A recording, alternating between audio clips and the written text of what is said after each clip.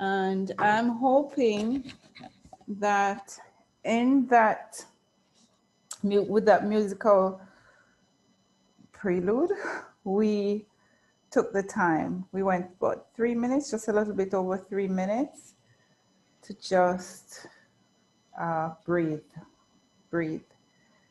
I was tempted to express that during the music, but I just decided not to. It's been a very rough time for us all. And this is so important that we take even 5 minutes of our day, everybody, just 5 minutes.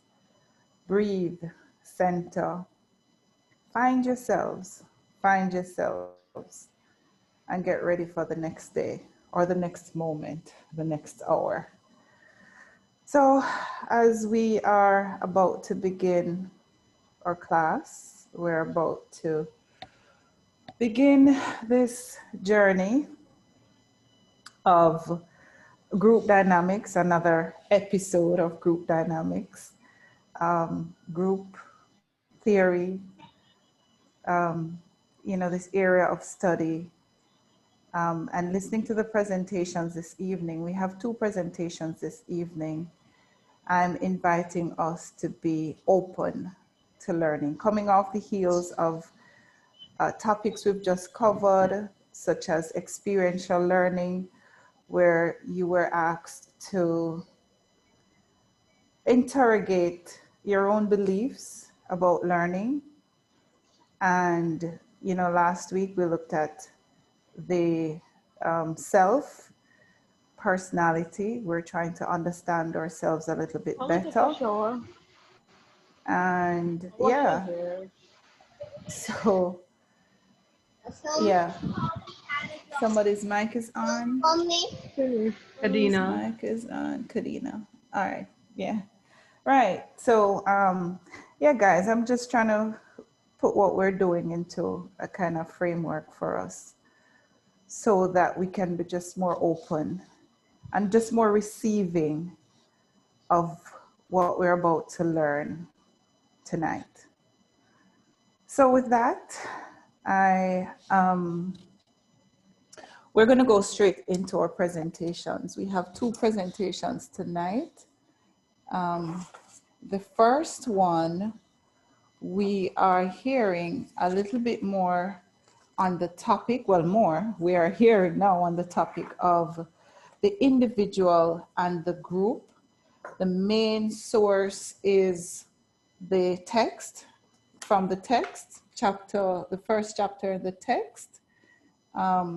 So group 1, is it group 1?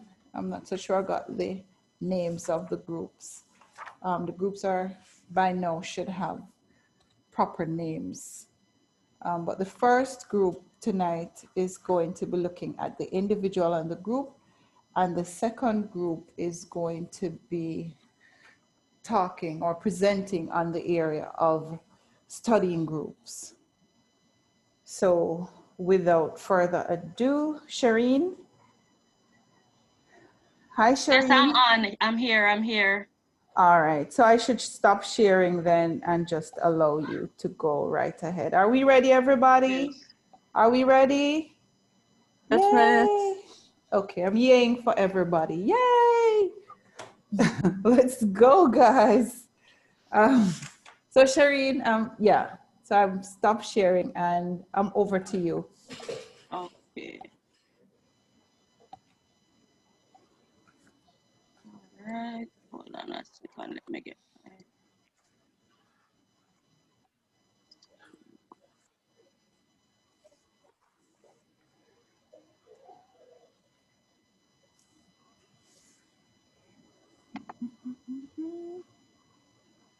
Okay.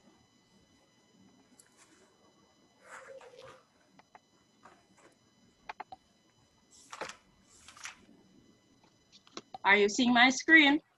Yes, we are. Okay. So group members, we are ready. Okay, good evening, everyone. Take a moment just now and make a mental list of all the groups of which you are a part. Consider these questions. Why did you choose to be a part of any of these groups? How did you become a member of these groups? What if when you had decided to join these groups, they didn't want you to be a part? And why are you even staying in some of these groups? Tonight, myself, Shireen, Susan, Kadian, Belinda, Stacian, Nicole, Shanae, and Kerry Kay will seek to provide answers to those questions in our presentation. Just a minute, my slide is not moving. So I'm gonna stop and start again.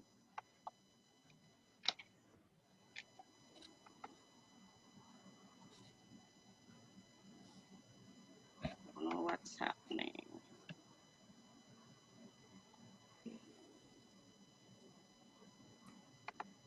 So you're uploading again? No, I'm not uploading. I sharing, just stopped so that I can start over.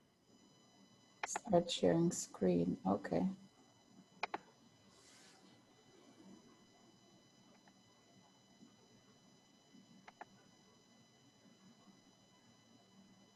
All right, is it up now? Yes, it is. Okay, great. So here are our group members. All right, I'm going to invite you to watch a little video presentation. After the presentation, I'm going to ask you 2 questions. For the interest of time, I can only accommodate 2 responses because we have 2 presentations this evening. So watch the video.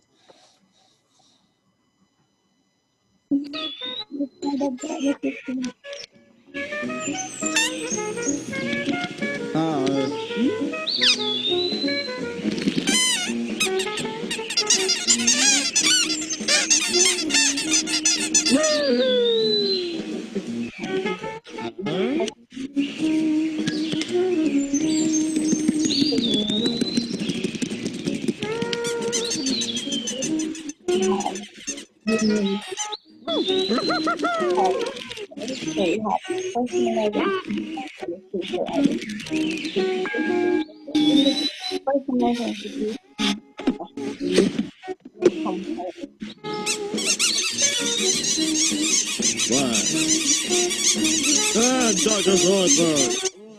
Oh, Dr. Social identity, stuff, electrical. That is the main component. So, the personal identity is individual like stereotypically, and we have a personal identity of relationship with others.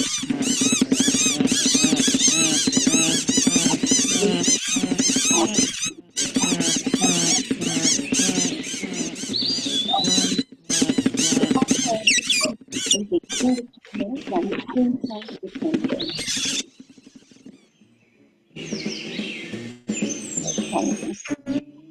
The theory neoliberal optimal distribution theory, which suggests that most people still have at least 3 fundamental needs in a day.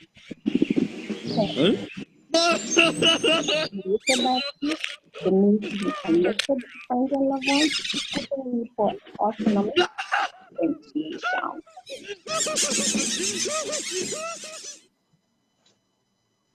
Okay, here are the 2 questions. I'm inviting 2 responses. Why do you think the big bird wanted to join the group? So anybody can answer. To feel a part of. All right. This is Anna Kay. I guess just to feel a sense of belonging. Okay, to feel a part of, sense of belonging, pretty similar. How did the little birds feel about Big Bird joining the group? He looked different from them. He looked different from them, and therefore? They wouldn't want somebody who is looking different to be a part of their body. Okay, all right. And I guess we can assume or imagine how Big Bird felt, and we see what he did. All right. Now, for this evening's presentation, we seek to answer the following questions. Do humans by nature seek solitude or inclusion in groups? When do people embrace collectivism by putting the group's needs before their own? What processes transform an individual's sense of self into a collective identity? Who joins groups? When do people seek out groups? What processes generate bonds or interpersonal attraction between members of a group?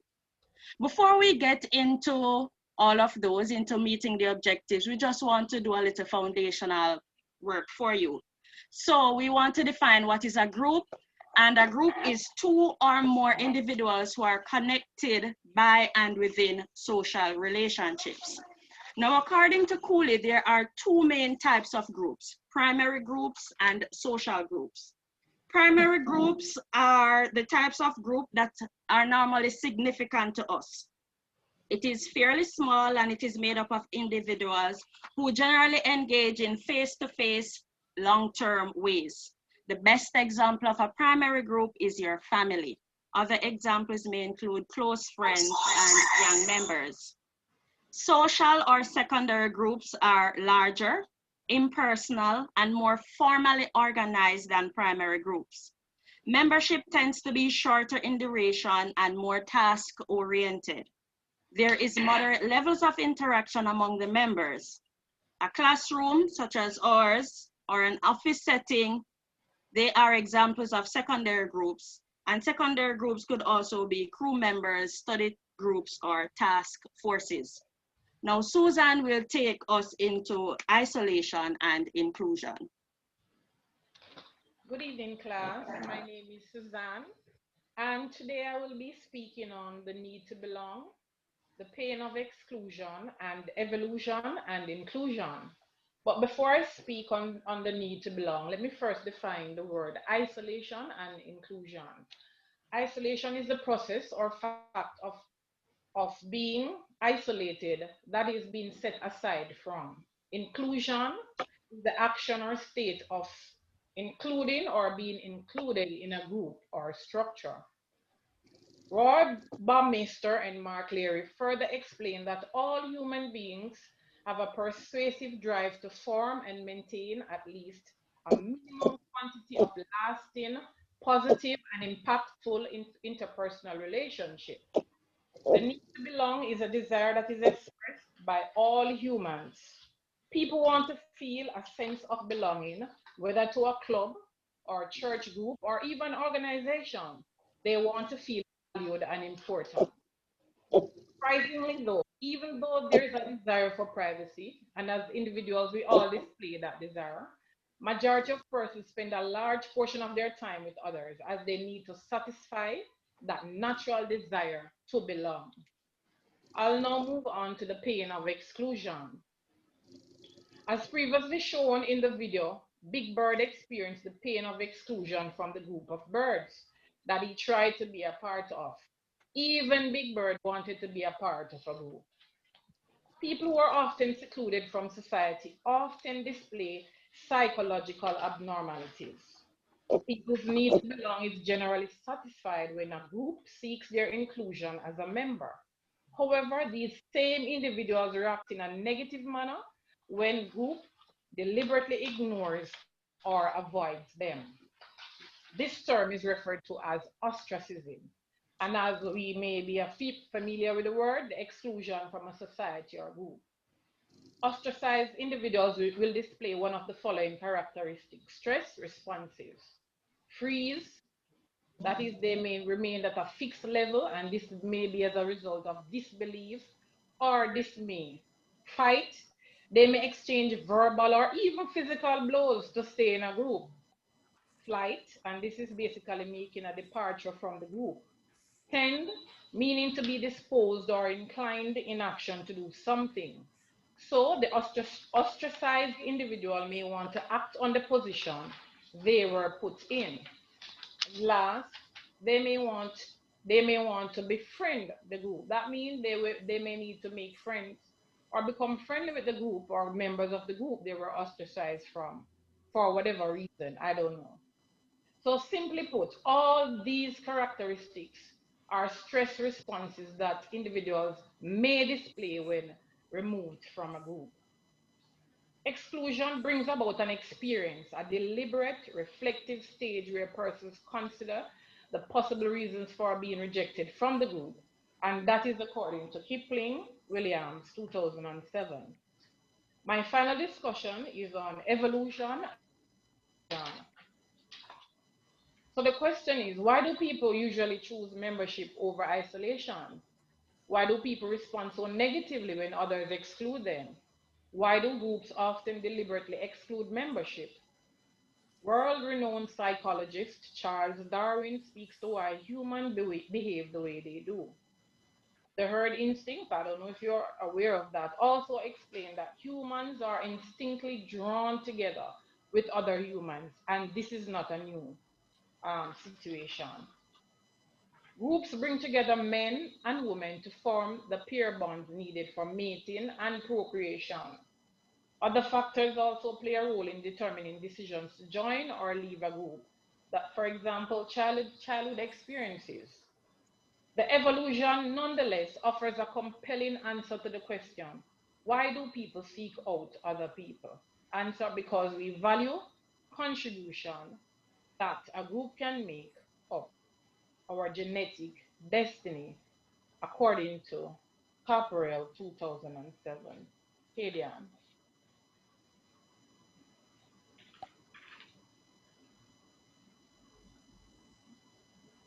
Kadian. Sorry, I was muted. I'm sorry. Good night, everyone. I'll be presenting on when do people embrace collectivism by putting the group's needs before their own. All right, we all belong to a group or groups, for example, church group, class group. For example, even this group or group theory class. This is a large group and we do have subgroups. For example, we have the A group, the architectures, and we have the innovators, just to name a few. The difference is that we view membership or being a part of a group differently. As you see on our screen, we define the individualism and the collectivism based on foresight. The individualism is a custom or personal outlook that emphasizes the primacy of the individual independence and the relationships with other individuals. On the other hand, collectivism is a practice or personal orientation that emphasizes the primacy of the group rather than each individual person. We then move on to the attributes of individualism and collectivism. There are three major attributes. The first one that I'll be making mention of today is social relations. Being an individualist is associated with the norm of reciprocity or the equity of norm.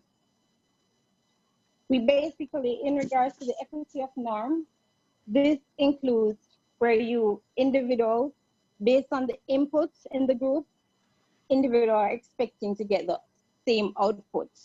So say, for instance, we have our group consists of 8 persons. 5 persons really went hard at going at the presentation. We did our research, we found our resources, but 3 did not do much. So in regards to the equity of norm, it is saying that those 3 should not be graded as high as those 5 individuals who did put in the extra efforts.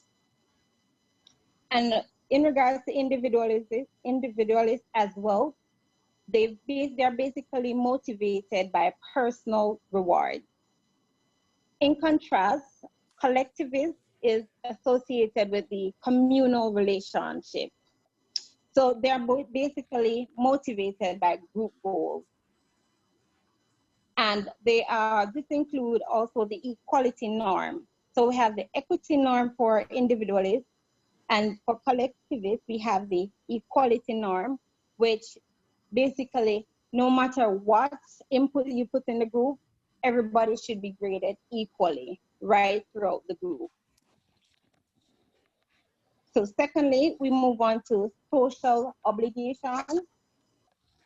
Social obligations. Being an individualist, you are also known as self-serving or egocentric. What this is basically saying, we have persons in the group, but you have one specific person who goes out and they do all the resources, the research and everything, but they keep majority of it to themselves, but they contribute minimal amount to the group. On the other hand, the collectivist is known as the group serving or the sociocentric.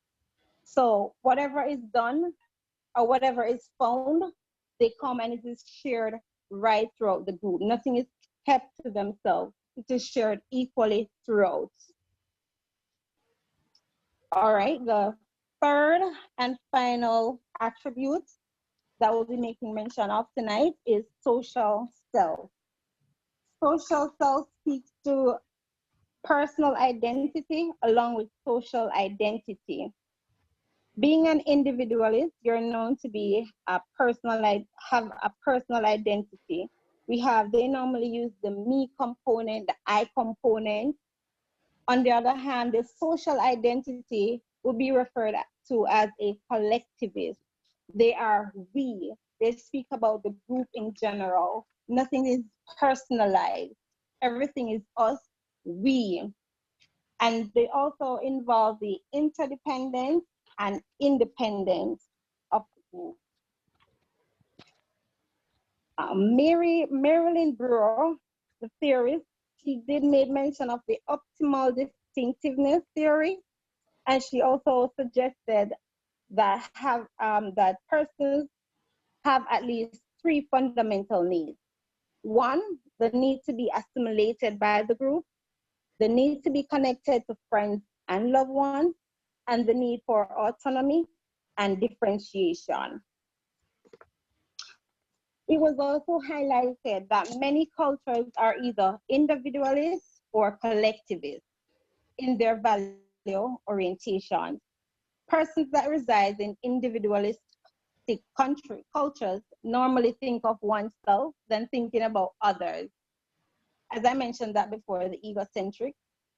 And on the other hand, persons that reside within collectivistic cultures will think of themselves as sociocentric. So in the article I read an article in the Gleaner, it was written by Lawrence Powell. He stated that Jamaica possesses equal strength of being both an individualist and a collectivist. So Jamaica is basically a balanced country in regards to being individualist and being collectivist. We move on to Belinda. Thank you. Good night, everyone. My name is Belinda Ward. I will present on the social identity theory, the processes, the self-esteem hypotheses, and briefly go through some other processes that have been explored. So social identity theory, who we are is based on our group membership. And as we move from one group to another, the self undergoes changes because we define who we are by our interactions. For example, who I am in groups at work is very different from who I am in this group. Very important thing to remember is that if there is no group, there is no social identity theory. So Tajfel and Turner introduced the social identity theory in the 1970s, and they identified three processes. The first is the social categorization. And social categorization is really about putting people in category. It's as simple as that. But think in terms of stereotypes. For example, we make assumptions about others. And the role of in-group, out-group. So just a little on in-group. In-group is your group, which you prefer. And out-group is the other group, which invariably you speak very negatively about. the second one is social identification. And this is the identity that we share with the group. So we go through a process of what is described as depersonalization, where we no longer see ourselves as unique, but we adopt the characteristics of the group. The third is the process of social comparison. We make direct comparisons between groups, but invariably we tend to make biased comparisons. We view the in-groups favorably and the out-groups negatively. So how do we explain this behavior? Well, Tajfel and Turner argues that it is because of the self-esteem hypotheses. So basically, just to summarize my understanding of the hypotheses, is that Tajfel and Turner is saying that we have a deep desire to improve our self-esteem. And how we improve our self-esteem and is based on our connection to groups. So superior groups, we want to belong to superior groups. And so we speak negatively about out groups and favorably about in groups, which we talk about the in-group favoritism. And the positive instinctiveness is my group is better than the out group. My in-group is better than the out group. This is the positive instinctiveness. So what are the studies that we have that support this social identity theory? I came across the minimal group paradigm. Next slide. And this study essentially confirms that, you know, there is discrimination and bias. Can I move the slide? Problems with the slides? Yes, just go ahead. Okay. All right, so the minimal group paradigm. Briefly, people were assigned to arbitrary groups and then asked to allocate rewards to members of their groups and another group. And although the groups were arbitrary, they gave more rewards to the in-groups over the out-groups. And as I previously stated, I mean, the outcome of this study is really confirming that their bias and discrimination and in-group favoritism is present in the in-groups. All right, so other processes that have been explored includes the social creativity. And this process is where the in-group fails relative to the out-group. So the in-group will find a way to justify, you know, for example, they would say that we didn't get a high marks, but we didn't use our best presenters. So they would try to justify the low marks. We have said a lot about the in-group and the out-group bias, where we positively appraise our own groups because we feel or want to feel that we are the best. The stereotype threat is the belief that others are biased, and this may cause some amount of anxiety and undermine your performance. So, for example, a woman leader may feel like she's being judged by an all-male group, and she may not perform, you know, at optimum because she feels that this level of scrutiny has affected her performance. Then there is the basking in reflected glory, where you are actually not on the team, but you bask in the success. For example, fans at a football game, or parents who have this sticker that says my child is an honor student. They have actually not done anything, they've not contributed to the success, but they are basking in the success. And finally, the social mobility, where we are not locked into the groups permanently, but we will leave for various reasons. For example, if the group is no longer fulfilling our needs, we no longer want to be a part of that group. So those are the other processes that were explored. Stacey Ann? Good evening, ladies and gentlemen. I will be looking on joining groups. Not everyone who joins a group is a joiner. People who prefer independence over association are not necessarily loners. We join our groups based on personality, motivation, and past experience. On the other slide, I'm going to show you 3 photographs. We have 3 photographs, and we're going to have a discussion. We normally talk about the introverts and the extroverts. Last week we did an exercise where we identify our personality style. And so I'm going to ask 2 persons to quickly comment. You can choose any one of the photographs, and let's just have a short discussion about any one of this personality based on your experience of them in the media, interactions, etc. Anybody want to go? Anyone want to go?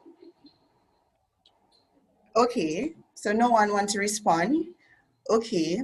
I'm so sorry. Can you just repeat the instructions? Sorry about that. Okay, we're going to, based on our exercise last week in class, where we identify our personality traits and we learn about the introverts and the extroverts. So based on the photographs on the screen, I'm just going to ask, I'm going to take one person now to choose one of the person based on your experience and what you know about them, what you think about their personality. Is they are extroverts or introverts? Okay, I'll go, and with no consequence, I hope. Sure, no consequence. More rewarding than anything else. I definitely love to choose Miss Thomas, of course. And I think she's an extrovert. Okay, why you actually say that she's an extrovert? Just her openness in expression. She is, well, I'm judging from her leadership style coming into the program and just how she has expressed the qualities. Basically, she's the opposite of the introverted qualities. So okay, but I remember clearly in last week's class she stated that she's an introvert. Oh, I clearly don't remember, so I'm sorry. But okay, well, that's fine. That's what I think of her then. I think but based on what you observe with her personality, she's outgoing, etc. So persons will So I guess I'm wrong. So based on your interaction with her, you come to that conclusion that she's an extrovert. But persons can adjust at times based on their environment, their situation, their experience, and behave a particular way. Okay? So there's no right and wrong when we're dealing with personality. Okay? Thank you. Right. I love the way that you handled that just now. Thanks. Okay. All right. So thanks for that too, Anna. So we're going to look on the definition for personality. And so they said Raymond Cattell defined personality as the traits that predicts a person's behavior. So based on their experience, their socialization, their environment, then their personality will come out. Okay? All right. And so we have a theory. We have several extroversion researchers who stated that you have hundreds of personalities. But we're going to focus on the 5 personality by the Big 5 theory. And it's like you have introversions, you have agreeableness, you have openness, conscientiousness, and neuroticism. neuroticism personality, types of personality. But the most popular one is the introversion one. From the introversion, you have the extroverts and the introverts, right? The extroversion and the agreeableness one is similar, somewhat similar. So in the comments, I realized that Miss Thomas identified her personalities. So we're guided there. Right. So based on your experience, they came up with the 5 most popular personality types that exist. Okay. So men, do you think women are more sociable than men? Theorists have not come to a final conclusion to identify which one of the sex is more sociable than the other. Women tend to join groups that are more sociable, while men join group that is more formal. So if we reflect on our culture, we realize that men used to be the breadwinner. They used to go out and do work. So they tend to find the more formal setting like Kiwanis Club, etc. to be a part of. While women normally stay home, take care of the surrounding, the environment, and be a part of the citizen association groups, the more sociable groups. So it does not mean that the woman is more sociable than the man. Based on your environment and the situation that you're in, you will adjust to this. There are other motives though that cause persons to join groups, and they say that there is a social motivation that help persons to join groups. And based on the need for affiliation, intimacy, and power, persons will join groups. William Schutz have a theory that integrates affiliation, intimacy, and power to his FIRO theory, fundamental interpersonal relationship orientation. You'll see other other words used to describe the need for inclusion, the need for affiliation, the need for control. They all mean the same, but other theories use different words to define the personality. Okay, I'm going to move on to Anna K, to Kerry K. Good evening, everyone. So Stacey covered 3 reasons, or 3 reasons that would encourage persons to join group, or 3 factors rather that determine whether someone would join a group or not. A person's attachment style also determines whether they will seek to join a group or to not join a group. And attachment style is really a person's approach to relationships with other people. And your attachment style is developed, or at least it starts to develop in early childhood.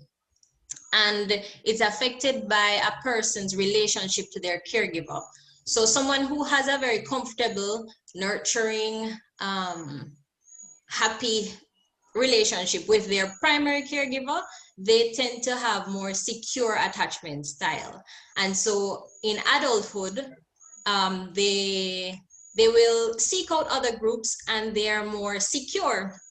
They're more comfortable in joining with other persons, whether it's a romantic relationship or just groups, other groups in general. Now, the opposite, someone whose primary caregiver is or was neglectful, doesn't give them much attention, and so on. When this child becomes an adult, they tend to shy away from groups, and they have what is termed a more avoidant attachment style. We have 4 main attachment styles, ranging from secure, which is due to positive relations in childhood, to fearful, secure, preoccupied, dismissing, and fearful, which is one who had more negative experiences as a child. Another factor that determines whether someone will choose to join a group or not is their prior experience within groups. So if you had very positive experiences before, then it's likely that you will continue to seek out groups, whatever type of group it may be. And I would like to use the example of Stacyan, who just spoke. She gave me permission to share with you that at the beginning of this MSc program, she was quite hesitant and even considered possibly withdrawing because of the idea of having to do so much group work. And this was because of her past negative experience within groups. So that is another determining factor, whether a person will join or choose to not join a group.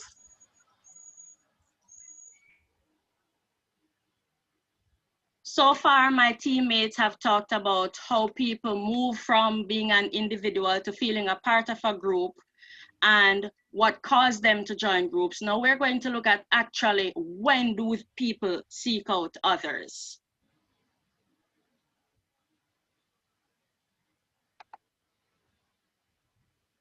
Now people are drawn to groups for 3 reasons: for information, social support, and companionship. So if you want to get something, you want to get some data, and this particular group has access or has the resources, you'll join the group. If you are an alcoholic and you want to be a part of a support group, you will join that group to get some support. And we join groups also because of loneliness, or we want to belong because we need companionship. Women, they think that they're getting up in age, and so they seek out a mate because of companionship. Now, this is supported by Festinger's theory of social comparison, which suggests that people naturally evaluate themselves, and they do this by comparing themselves to others. So there are 2 types of comparisons when we think about which group or if we want to belong to a particular group. So the first comparison is called upward comparison. So you consider that, okay, there is that particular group over there. So let's use, for instance, a high school situation or primary school level. The class groups, especially at the primary level, are normally arranged according to ability. So normally they are usually about 3 groups. So there is the group that is the high performing group, the average, and the below. So somebody who is in the below or the average group will seek to want to be a part of the high performing group. So that would be upward social comparison. Now, when they compare themselves to that group, they may use words like slower or less than. Now, those in the high performing group will see the other groups as being less than they are. And so they will describe themselves as being on top or have feelings of superiority. Now, this often results in some people feel ambiguous, confused, they will get negative emotions, feel uncertainty, and they want to affiliate with different members of the group, and also for cognitive clarity. I had explained the social and upward comparison. Now, Shatter found that when people were placed in threatening situations or uncomfortable situations when they're in, they tend to seek out that sort of company. And hence the phrase, misery loves company. So you feel an aversion to, for instance, the Labour Party, People's National Party, whichever your preference. Now you're in a group of people talking. You personally don't think that, let's say, Andrew Holness is a good leader, but the person who is within your proximity shares an opposite view. Now you're going to want to find yourself affiliating with somebody who shares your view because you are drawn to like-mindedness. Why do people stay in groups? Now, people stay in groups for many different reasons, because they feel a sense of purpose. So at work, you stay there because there's nobody else who can fix the computer when it breaks down. That's your purpose. You stay in a group because you have the need to belong. You're an only child, you don't have any friends, you have no significant other. So that social group, that class group means the world to you. You also stay in groups because it assists in problem solving. And I'm going to use this cohort. So somebody doesn't understand something. Oh, what do you mean by reason? What do you mean by claim? So you feel really good to be in this group because it assists in problem solving. You also find that you're more drawn to certain people because you are familiar with them. So at the beginning, when we were picking groups, one of the things that I said, which didn't necessarily happen, is that if there's anybody from Clarendon who would like to be a part of that group. So because I didn't know anybody, I'm thinking, okay, if we are from the same parish, we have something in common. Also, when people identify with group, it boosts their self-esteem. So you are a Man U fan and Man U won their game and you feel nice. But when Man U loses, you don't feel so good. So you kind of keep quiet. So the social identity helps to boost your self-esteem. And now Kerry Kay is going to close off our presentation with what are the processes that generate bonds of interpersonal attraction between group members. Thank you, Shireen. So you can go ahead. Mr. Theodore Newcomb, he identified a set of conditions that tend to predict how likely it is for people to come together in a group or to bond within a group. And these principles are the elaboration principle, the proximity principle, minimax principle, similarity, complementarity, and the reciprocity principle.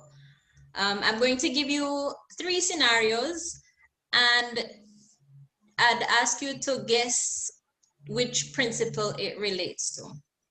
So the first one, dating a co-worker seems to be generally frowned upon, yet so many couples have met on the job. So this is to everyone. Which principle do you think this is?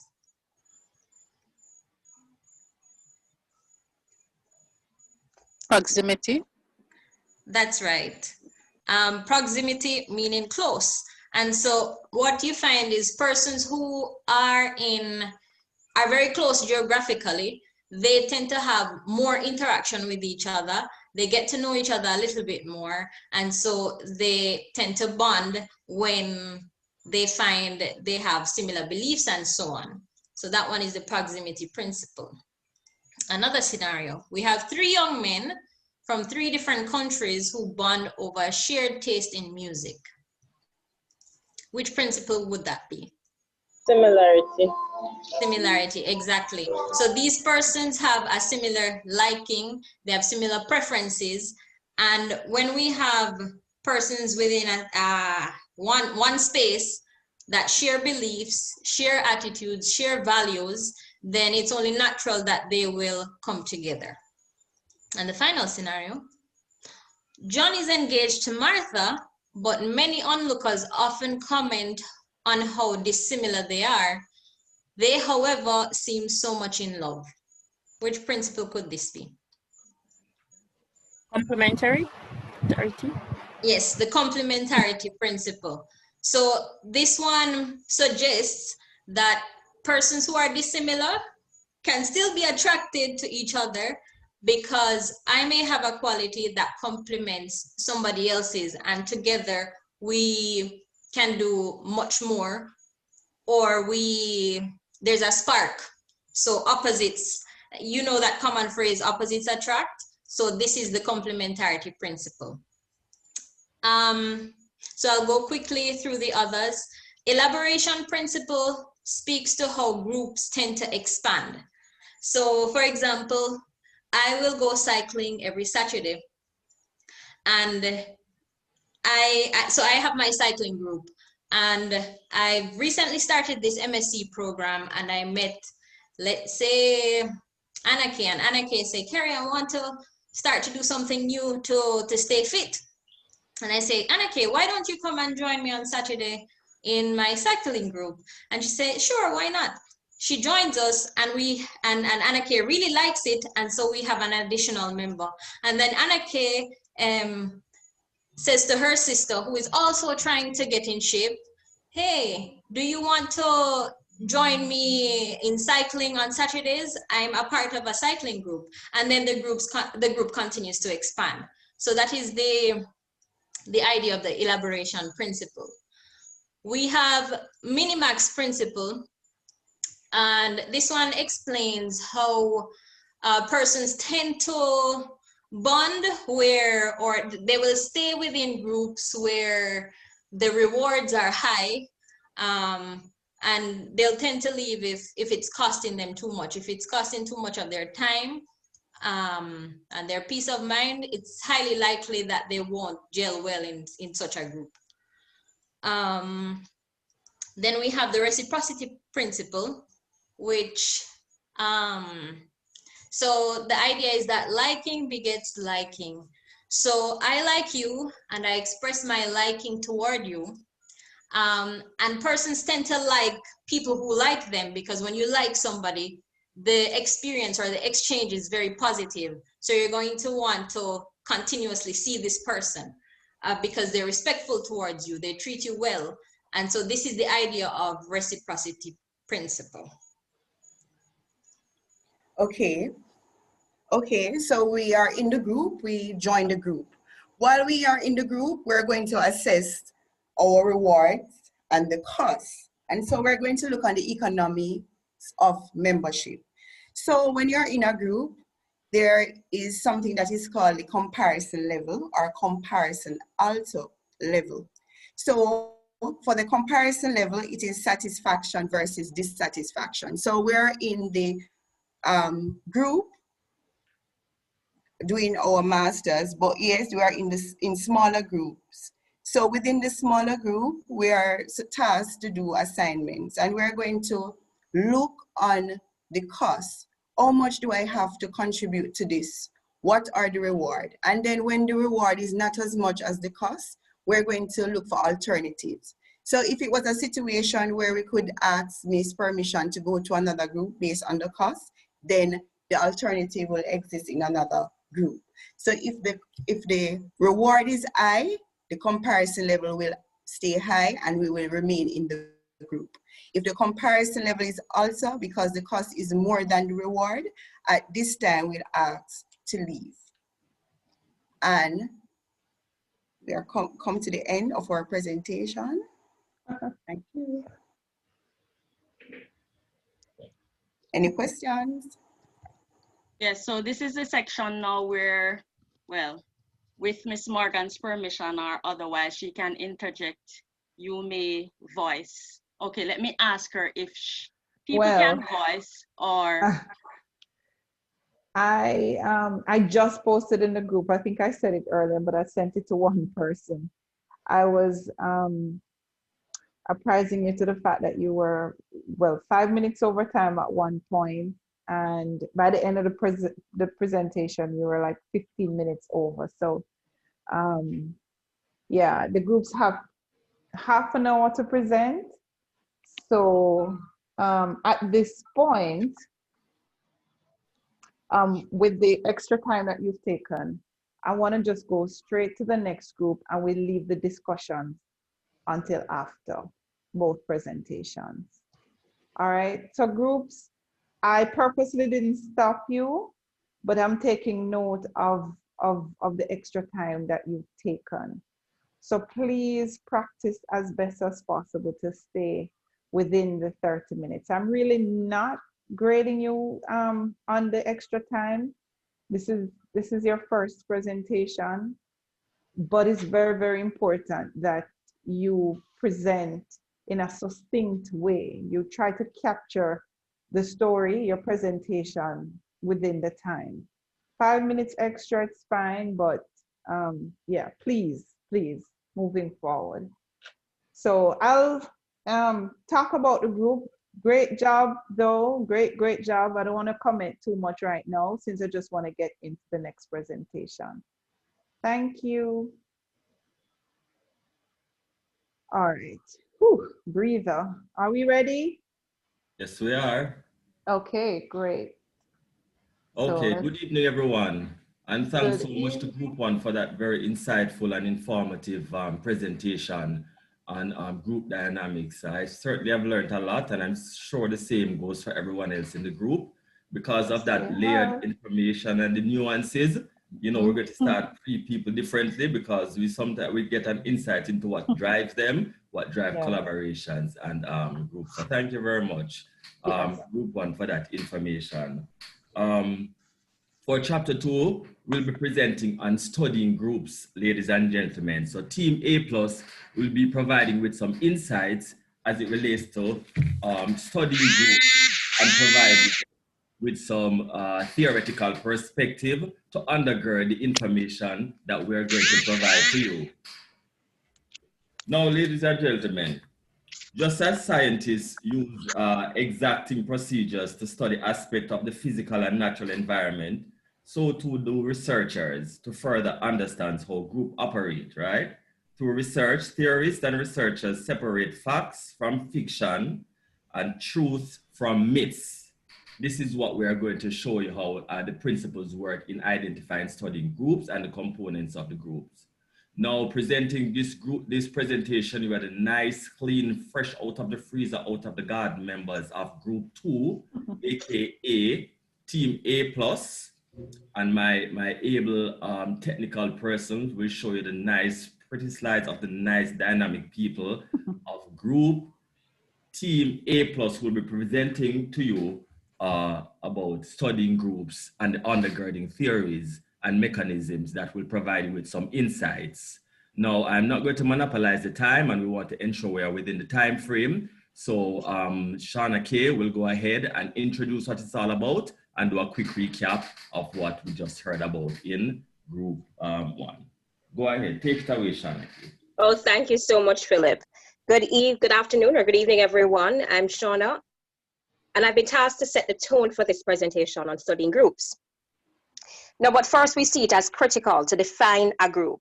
Now, the definition that we have here reads, a group is two or more individuals who are connected by and within social relationships. Now, you would already know that social relationships refer to a connection that exists between people who have recurring interactions that are perceived by the participants to have some sort of meaning. So with that, we're going on to the types of groups. Types of groups include primary groups, such as family and friendship cliques. Then we have social and secondary groups. Those are like work groups, clubs, and congregations. Then we have collectives. It's not going. Such as audience, crowd, or mobs. And we have categories, such as Asian, Jamaicans, or Blacks. Now with that, it's also critical for us to explain to you that there are 3 critical requirements for the scientific approach to studying groups. Now, as a researcher in this field, you must use reliable and valid methods. You must design research procedures to test these hypotheses, and you must develop theories that organize their findings conceptually and comprehensively. Now with that, this presentation on studying groups will expose you to key areas of group dynamics, such as measurement, research methods, and the theoretical perspective. Now with that, please get ready for an informative session. So Chantal, I'll now hand over to you. Good night, everyone. Thank you, Shauna. So tonight we're going to be looking at measurements in group dynamics. We're going to be looking at observation and self-report. When we speak of observation, we're thinking about a method. So we know that we're watching and we're recording persons and their actions. So we're really looking at the behavior of these individuals. Observations itself can be covert as well as it can be overt. Covert in the sense that the individuals are not aware that they're being watched or that they're being observed by someone. While on the other hand, overt would refer to openly watching and recording an individual's behavior or a group's behavior. When we speak of the methods of observation, we're thinking about participant observation and structuring observation. So participant observation, like the main heading observation, is watching and recording persons. But the real essence of this is really taking a part of the social process. The social process we are referring to as engaging in activities, a part of a group. So for example, let's say we have a violin group. So if you're a part of a violin group as a researcher, you're a part of it. So you will also learn how to play the violin. So you find that you're engaging in the activities of what a violin group is or the group itself is. So you're really engaging in the activities.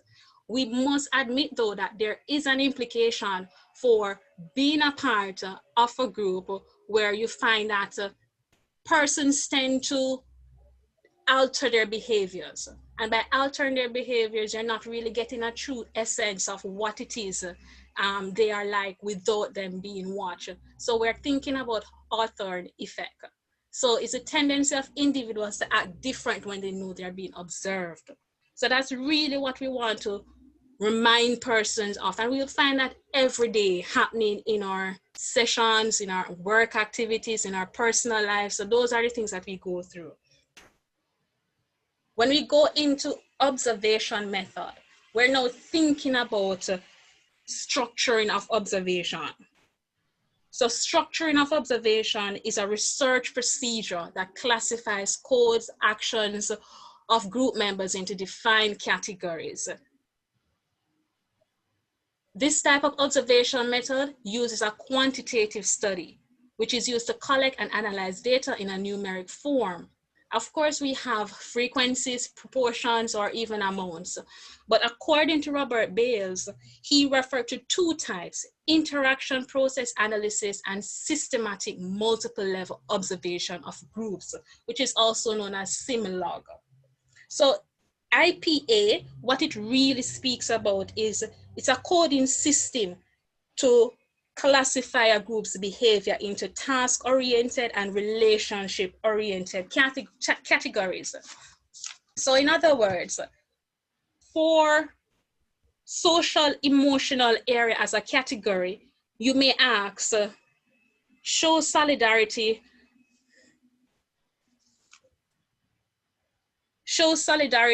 raises others, give help or reward, is matched to social emotional area of negative emotions. So that's the relationship. And that can result in the person or the group member showing up antagonistic, deflates other status, defends or asserts themselves. So that's what we're thinking about in terms of the relationship between the task-oriented and the relationship-oriented categories. So IPA must be able to really listen to a group discussion, break the content down into behavioral units that we may classify. So we would have been doing that in even our individual groups. So that's really what IPA focuses on. When we talk about the systematic multiple level observation of groups, SimLog, this one uses a 26 different category instead of a 12 category system as the IPA. When we now look into self-report actually helps you to know what the group member is thinking of, what they're feeling, what their attitudes is. So in other words, it's just asking you to ask the individual, don't assume, just ask and get a feedback. So the techniques that are used in self-reporting are sociometry as well as sociogram. So when we speak about sociometry, we're thinking about the relationship between group members, measuring this type of relationship. So that was from Moreno. When we speak of sociogram, we're actually thinking about the diagram of a relationship among each member. So taking information from sociometry, you can now graphically illustrate it. I will now take you now into Rashima, who will now take over. So good evening, guys. I will look at the research methods that are in group dynamics, and these include case studies, correlational studies, experimental studies, and of course, how we go about selecting methods to do our research. Now, for case studies, this involves examining in as much detail as possible the dynamics of a single group or individual. And of course, we took this from the text. It was stated by Forrest in 2009. Now, there are some advantages and disadvantages in using case studies as a researcher when conducting your research. Now, we have listed 3 advantages and 3 disadvantages to using case study. Now, the first advantage is that this method provides very detailed, qualitative descriptions of a naturally occurring group. So if you are looking to do a research and you want it to be as detailed as possible, this is one method that you can use. Now, the other advantage is that it allows the researcher to focus on bona fide groups. So of course, you know, if it is that you are looking at the different genuine groups that exist, if that's what you want to look at, you can use this method to conduct your research. And the final advantage to case study is that, of course, it's a scientific experiment that can be conducted using this method. Now, of course, with every tool, there will be disadvantages. And as such, we'll highlight 3 disadvantages to using the case study as a method of research. One is that group study in case studies are unique. So what is said about one group is not necessarily the same thing that will occur for another group. As you can see with the groups that we have here in our class, we don't naturally behave in the same way if you were to do a case study on either of the 6 groups that exist now in this course. And so that's one disadvantage of using the case study. Another one is that quantitative measures are scarcely used when conducting these when using this method. So what will normally happen is that this type of study is normally qualitative, it's not quantitative. And the last one is that groupthink may influence decision making. So you'll find that based on the group, there can be a desire for harmony or conformity, and that can influence the results or skew the data that you'll get from using this method. Now, the next one is correlational studies. And this is a non-experimental study that examines naturally occurring relationships in several variables without manipulation. So it examines the data naturally, right? Now, the strength and direction of relationship among variables are measured by a correlation coefficient. What it means is that it is measured from -1 to +1 and is represented by R whenever the data is shared. So we, again, will share 3 advantages and disadvantages of using this method. Now, it can be used, correlational studies, sorry, can be used to know more about relationship between variables, right? So when you're studying of relationship among the same types of variables, you can use this method. This research can determine the direction and strength of each relationship as well. And it is seen as an ethical method when you're conducting your research, right? And that is because it doesn't allow for a lot of manipulation by man.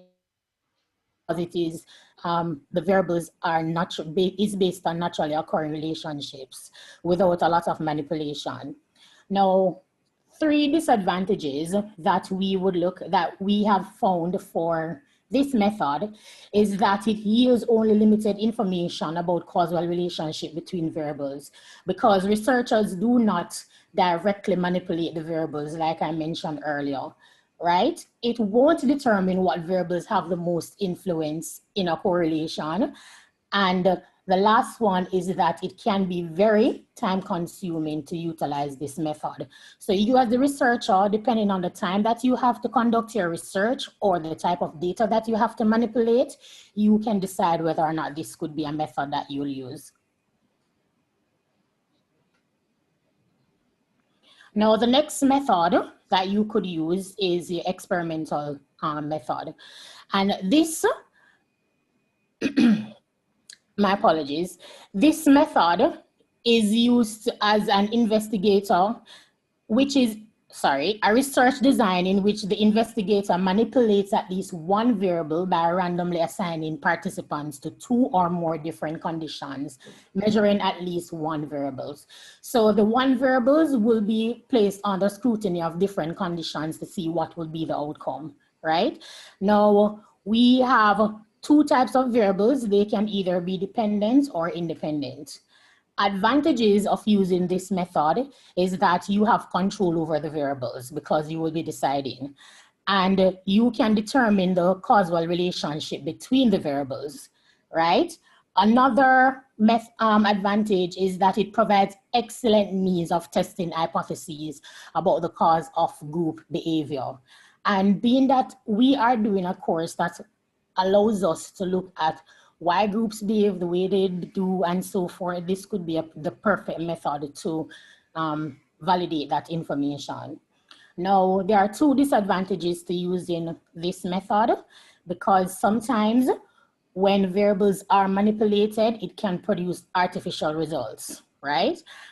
Another disadvantage is that the results may only apply to one situation and may be difficult to replicate.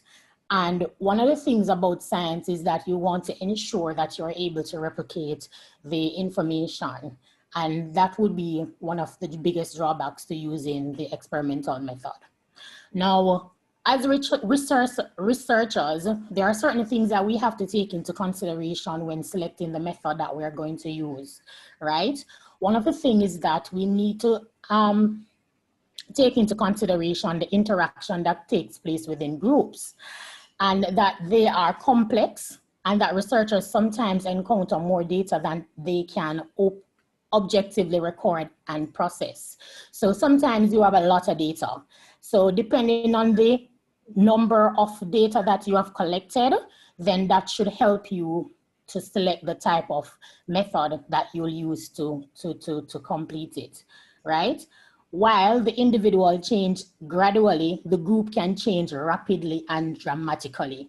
So we can have a group and everything is going well, and one variable change within the group, which could either cause the group to fall apart, or persons in the group or different domains in the group to respond differently based on the variable that was changed. And finally, there has been advances in instrumental design, and the statistical procedures, which have cut labor time and cost of conducting group research. So instead of using actual field research that can be time consuming and cost a lot, you could probably use instructional methods or statistical procedures to complete your research. With that said, I will turn over to Philip, who will go through the theoretical perspectives. All right, thank you very much for that mathematical rundown of analyzing groups, Rashima. It sounds quite technical, and I'm sure it provides some insight into the next section that we will be talking about as it relates to theoretical perspectives. Now, as graduate students, all the material that we analyze and we put forward has to be rooted in theory and guided by logic. And such, we have to be ensure that they are grounded and certain from different perspectives and authorities. So I'm going to be talking to you now about the theorists, and you'll give a deeper understanding so you can understand why people behave the way they behave, because we are very nuanced and layered as individuals. Now, the first perspective that I will be speaking about is the emotional, motivational and emotional perspective that drive persons within a group, right? All of us require motivation at some point in time, ladies and gentlemen. And this perspective states that motivations are psychological mechanisms that gives purpose and direction to our behavior. Now, different persons within our class, within our family, you name it, have different reasons that are things that motivate them. Some persons call it what drive them, what causes them to feel good, what drives them to want what they want. It's also linked to belief. Now, tying it back to what group one presented in the group presented in chapter 1, it's important to bear in mind that this is just not limited to one type of group. We spoke about primary, social, collective, and category types of groups. Now, motivation is very important, particularly as HR practitioners. And we as individuals, we need to be able to identify what motivates us as an individual.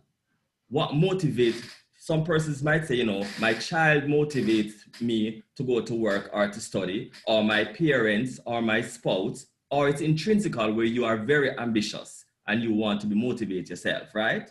What motivates your group that you're in this class setting, and what motivates you at work. These things are very important and are interwoven in the courses that we're doing and throughout our lives. Now, motivation also plays an integral role in uploading and maintaining self-esteem of others when working in a group. So the group leaders take note of that.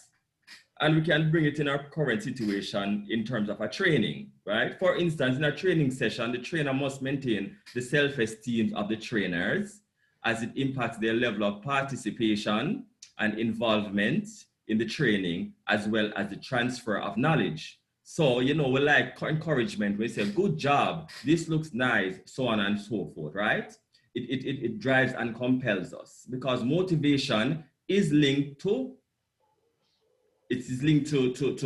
your emotions, right? And one of the famed theorists that we are all familiar with is Maslow's hierarchy of needs, when it speaks about addressing the psychological aspect, the safety, and it goes up to self-actualization.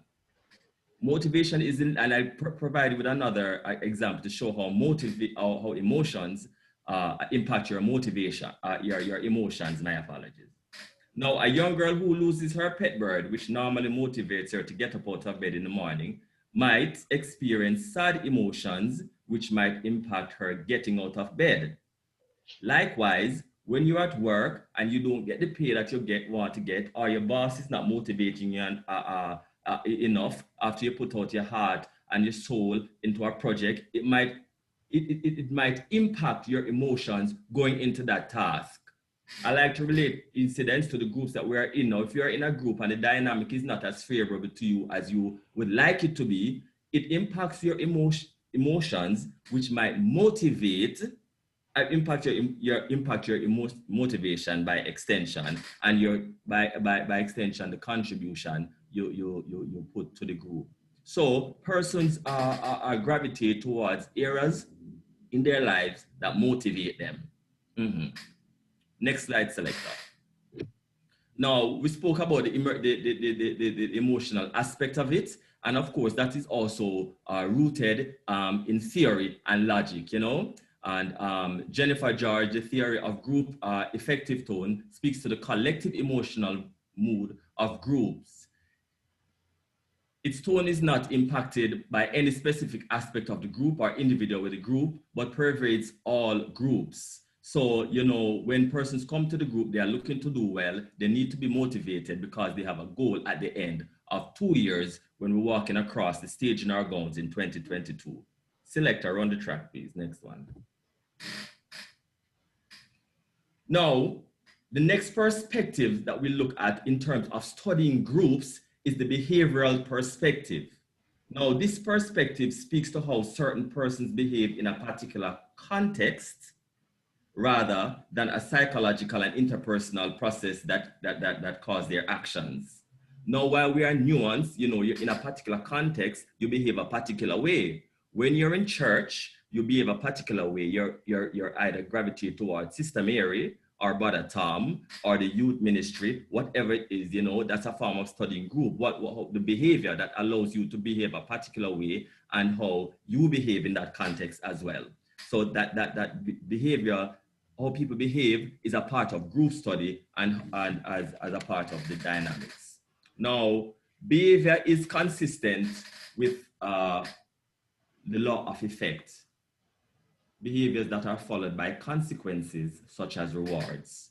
So if it is that you're in a group and you're going to be rewarded, it will basically motivate you because they're interwoven to be a part of that group.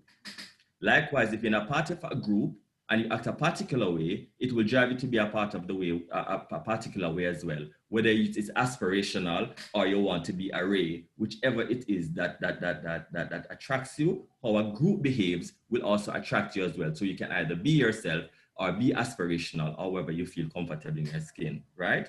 So essentially, Skinner stating, that we observe groups, the concept in the context that elicit a certain behavior from an individual rather than analyzing how it is that the mental and psychological aspect of it.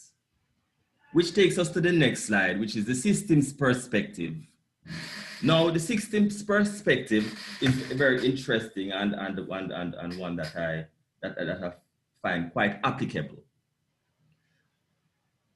This theoretical approach assumes that groups are systems. Yes, it is a collection of individual units that combined to form an integrated complex whole. Now, take into consideration your group. You might have persons with different skill sets. You have somebody who might be good at presenting. You have somebody who might be good at researching. You have somebody who might be good at collating the information. You have somebody who might be good at time management. Now, all those components come together, make the group functional. It creates dependency among a formally independent component by synthesizing several parts. This is quite applicable as well. Think about your car. It has the engine, it has the steering wheel, it has the gas pedal, it has the seat. So this is how our groups operate as well. You don't have persons there who are just sitting there not serving a purpose, because what happened? You have a goal. And just as systems are designed to function in a particular way, groups are created for a purpose with procedures and standards taking into consideration the overall goal of the system, right? Which and I'm sure we can see this in other spheres as well as and outside of our group here as we're talking. Mm-hmm. Now, groups can be self-creating or they can be self-organizing. Just as systems receive input from the environment, the information is processed internally and provides a product as an output. So within your groups, you come together as independent wholes, come together depending on each other. You gather your information, you do your research, yes? You then take that information, you formulate it into your nice, wonderful presentations, and then you generate it as a product here. So the takeaway from this perspective is that groups are complex parts that make up the whole to meet a particular goal or objectives, right? Selector. Now, the cognitive perspective is the final part I'll touch on in terms of perspectives of how groups operate, right?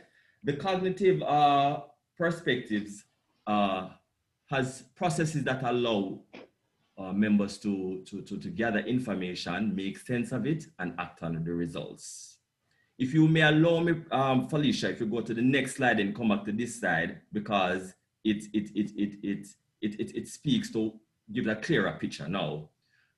From the cognitive perspective, remember that I said that we are very nuanced and layered, and people don't just come together based on how you dress, based on how you speak, based on how you look. There's a lot of mental processing that goes on within the mind of individuals before they can say, okay, then they are comfortable with this group or what standard of performance they will give in a particular group or what motivates them. Now, persons begin to form an impression of a group when they just form the group. And I'm certain when we just started our groups in this class, you start putting each other. Who is the talkative one? Who is the shy one? Who's the outgoing one? Who is the one who's going to produce more? Or who's the one who is going to be a hanger-on and do the work? Now, a group member also takes note of others and understanding what causes them to act in a particular way. So you know who you can run joke with, you know who you're not supposed to run any joke with, you know who you can be serious with, you know who you can be relaxed around. Am I not telling the truth? I'm sure you were studying each other, right? I'm certain we even were studying each other when we just came into this class to even say whose group you want to be in. So the exercise that Miss Morgan gave at the beginning of the class, when the 6 team leaders were supposed to put themselves forward, everybody was trying to analyze who they think they're associated with. Yes, constantly studying each other, Kerry K said, to see, you know, if they think they can go in this group, which one they gel with best, or which motivates them best, and which are associated with best, and so on. So you see, the activity is coming out right here. Group members are busy perceiving, judging, reasoning, and remember things. Yeah, they search their memories for information about the group and task at hand, and the mental activities, you know, that are associated with this group. And if you just go back to the previous slide now, Felicia, this approach is undergirded and guided by theory and logic, right? As Forsyth says, yes, you know, cognitive researchers in the study of memory have discovered that people have better memories for action and events that they personally connect to and think about when processing information, prompt them to encode the information more deeply. Now, I won't go and continue and monopolize the time by reading what we will share with you, because I'm anticipating that we will provide this to you in Orville as well. How we stay with the slide selector, you can move forward. Thank you very much. Now, lastly, I think is the biological perspective. Now, the biological perspective says, you know, group members are living creatures. We are human beings who oftentimes respond and are shaped by biological, biochemical, and genetic characteristics, yes? When conflicts arise in a group, our brains react when you feel excluded or confined. You know, we are different persons from different backgrounds, you know, from different cultures, ideologies, and so we're not going to always agree. So, you know, the process of forming a group, there's a forming, storming, norming, and performing. So chances are they might be, you know, conflict in a group, but, you know, we'll be equipped to deal with, right? One biological perspective of the evolution, one biological perspective is the evolutionary psychology. It states that individuals who are genetically predisposed to engage in adaptive social behavior tend to survive longer. Now, I like to make things real, you know. This is new for me. It's adaptive, staying up late in the nights, studying and doing research paper, and waking up early in the morning to do the same thing again. We're going to see who's going to survive for the 2 years, you know, within the group, you know, whether within the individual groups or the larger group as cohort 23. Yes, so what it means now, we have to change up some of the things that we used to do, because when I'm ready to work late in the night or early in the morning, I call on a team member for some information. It would be nice if we have it in the best interest of the group, yes? We all are going to survive. Yes, Anna K, I know that for sure, yes? Cohort 23, we're going to make you all proud, yes? The evolutionary psychology offers insight into a range of group processes, which is affiliation and intergroup. Selector, run the track.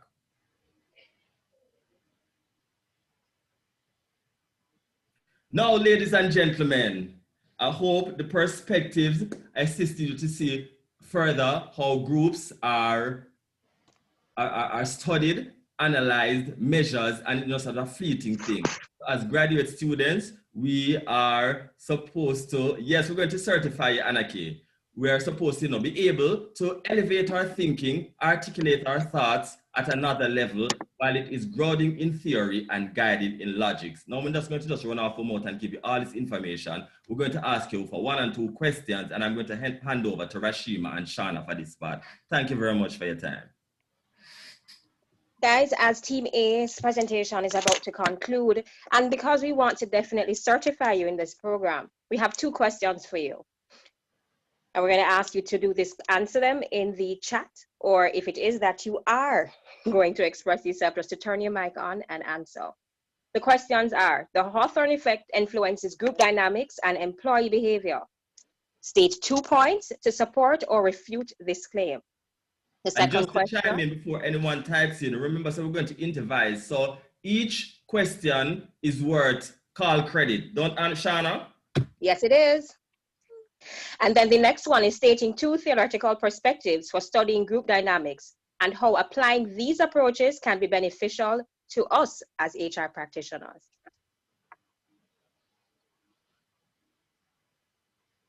So guys, And you have remember, you are going to be incentivized. Well, like the theory said earlier, we are motivating you to respond to the questions. So go ahead, whether in the chat or by raise of hand, you can respond to the questions.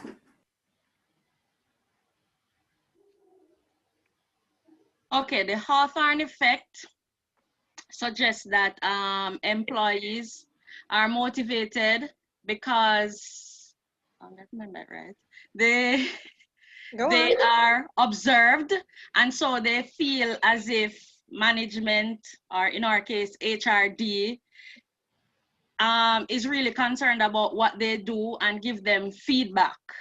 So one is feedback to support the fact that it influences group dynamics in the sense of them being motivated, and also, one second. Can't think of any more now. Somebody else. All right, you get $50. Anyone else? Yours? Yours, Philip? No, I'm pocket not that deep as yet. Jamaican credit. You're always getting 100, you get 50 now. Can you answer half? Credit, okay. Is there anyone else?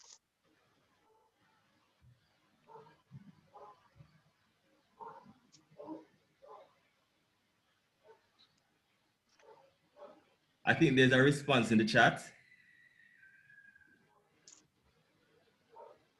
Are you able to see what?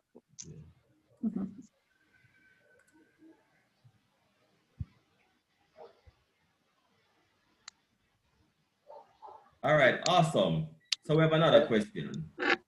When employees feel appreciated or they ownership to whatever task they have, they tend to perform, have high performance, something like that. So it contributes to performance in terms of when employees are valued and are motivated and they have ownership of whatever task they are given. Awesome. Our producers will take your name and number off air and arrange for you to get your award after that, your prize. Good answer. Good answer. All right. Next slide. Guys are done? So thank you. There's one more. Just thank you very much, everyone, for being here. And on behalf of Team A+, to every one of you, we award you the HRM Group 6102 Cohort 23 for successfully completing an online program course in studying groups. Congratulations and thank you. All righty. Thank you, A team. Shireen, what's the name of your group again? Innovators. The Innovators. So thank you very much, Innovators and A+. Team A+. Team A+. And if I had one of those emojis for a round of applause, here would be a good point to give it. So a round of applause to both teams. I think you guys have done a really good job in terms of capturing the scope of the areas, of each of the areas. I'm just going to be reminding you how you were being assessed, right? You would have had this from before. You were being assessed on the content. So that's your ability to identify, highlight, and explain the major concepts, theories, research findings in the topic area that you're given. And overall for both groups, as I said, I think the scope of your presentation indicated that you've done a really good job here. You are also being assessed on the application of your ability to relate the content to group work issues and experience, in particular your coursework group, that is the group that you are in class now, other personal groups or groups that you're affiliated with, particularly the workplace group. I heard some attempts at giving examples. Somebody gave an example of, perhaps why they were reluctant to join the HRD program. I heard that. But in this area, in terms of touching on your group, either your current group that you're a part of now or the workplace group, I saw there were some missed opportunities there. And the final area was, the engagement of the class. I think that both presentations are very clear, very, very clear. I wouldn't say concise. I have time management here. The first group went, I think, about 15 minutes over, and the second one was about 11 minutes over, yes. So I've deliberately given the groups enough time. So, and this is why I have 2 groups per class, because even if there are spillovers in terms of time, we should be able to get the groups in. But I'm going to ask the groups coming up, please try as best as possible to remain in your 30-minute time period. So, because a part of this training, a part of this experience of presenting is that you are very careful about your time management, right? We hadn't gone through the rudiments of presentations. This is not necessarily the space for it, right? But since you're doing presentations, it's important to take into consideration the do's and don'ts of a good presentation, because it can detract. You can have a great presentation and say, you weren't able to stay within the time period. It can detract from your overall assessment or grades. So I'm not really going to be grading you for the time, as I said in this presentation, but please take note of it moving forward. And this goes for the other groups. So these 2 groups, I know you went first, so I'm not going to put you at a disadvantage here, but please, I cannot stress it enough. It's very, very important.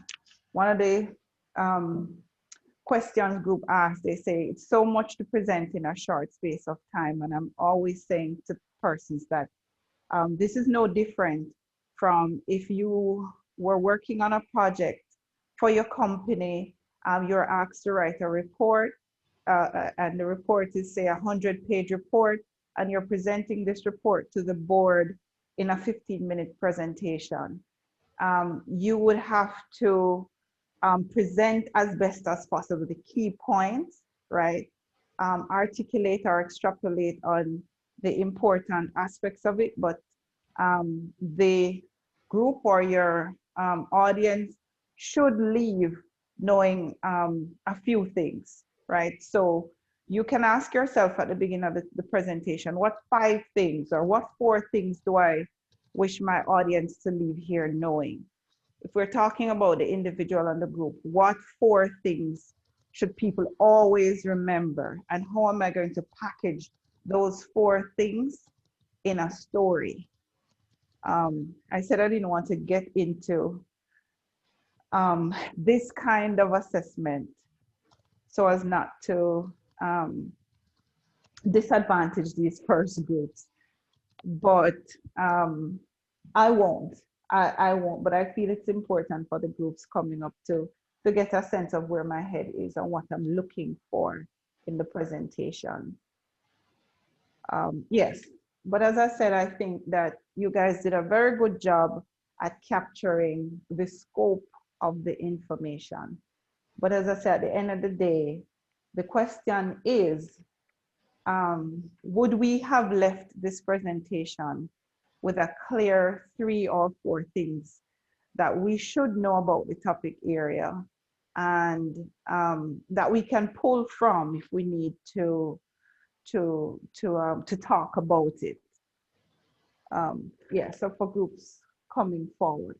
Again, as I said, the application part of it, there were many missed opportunities.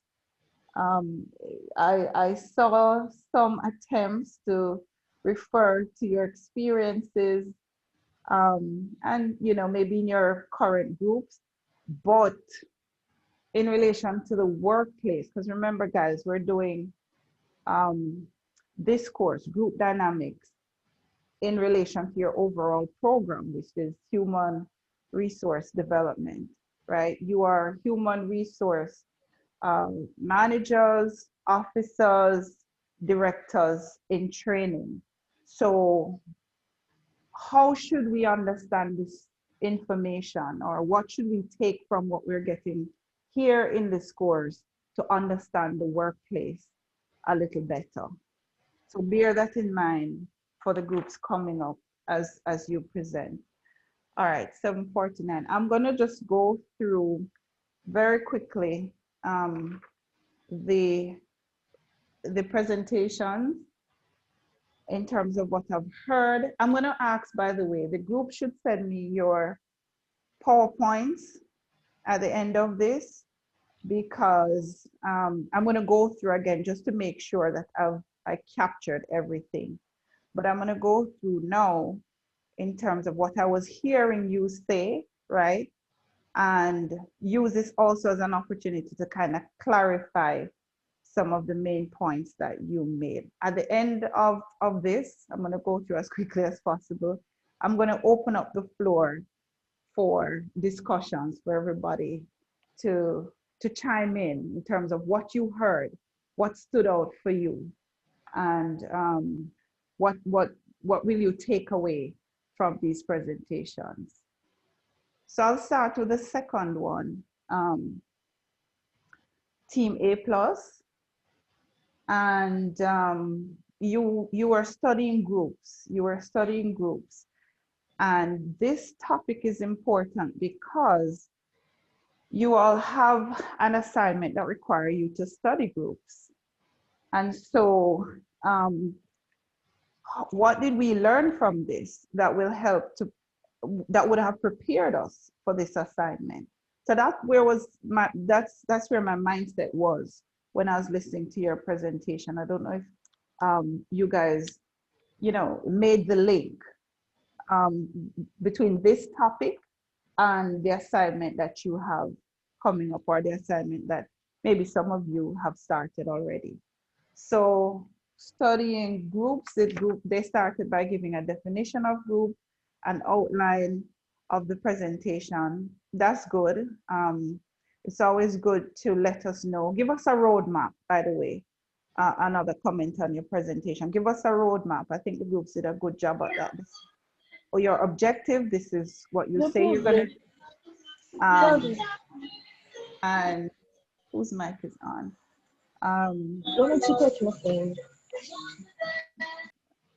Let me see who is second. Okay. All right.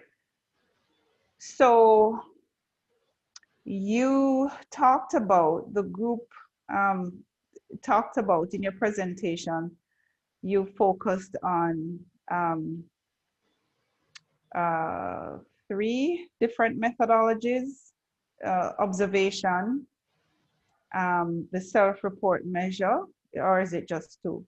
IPA, observation, and the self-report measure. I think those are the 2. For methods, you looked at the case study, you looked at correlation, and you looked at the experimental design.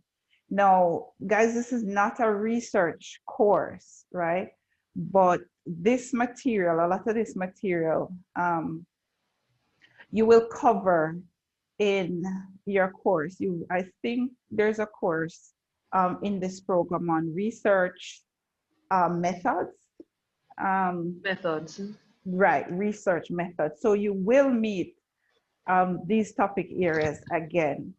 One of the things you will recognize, I mean, having done undergrad and coming into postgrad, that research is a central part of perhaps all academic programs. This is the purpose of a university, to carry out, to conduct research, to find out, to explore nature, to explore social life. And so you will find that perhaps in all of your courses, you may find a topic on research. The tricky thing about it here is that, or being exposed to it here, is that it assumes that all of these terms, concepts are familiar to you. And so you would have known about the case study, you'd have known about these different designs, research designs, correlation, experimental. These are actually extremely technical areas. And you would not have known about it unless you have undergone specific training in these areas.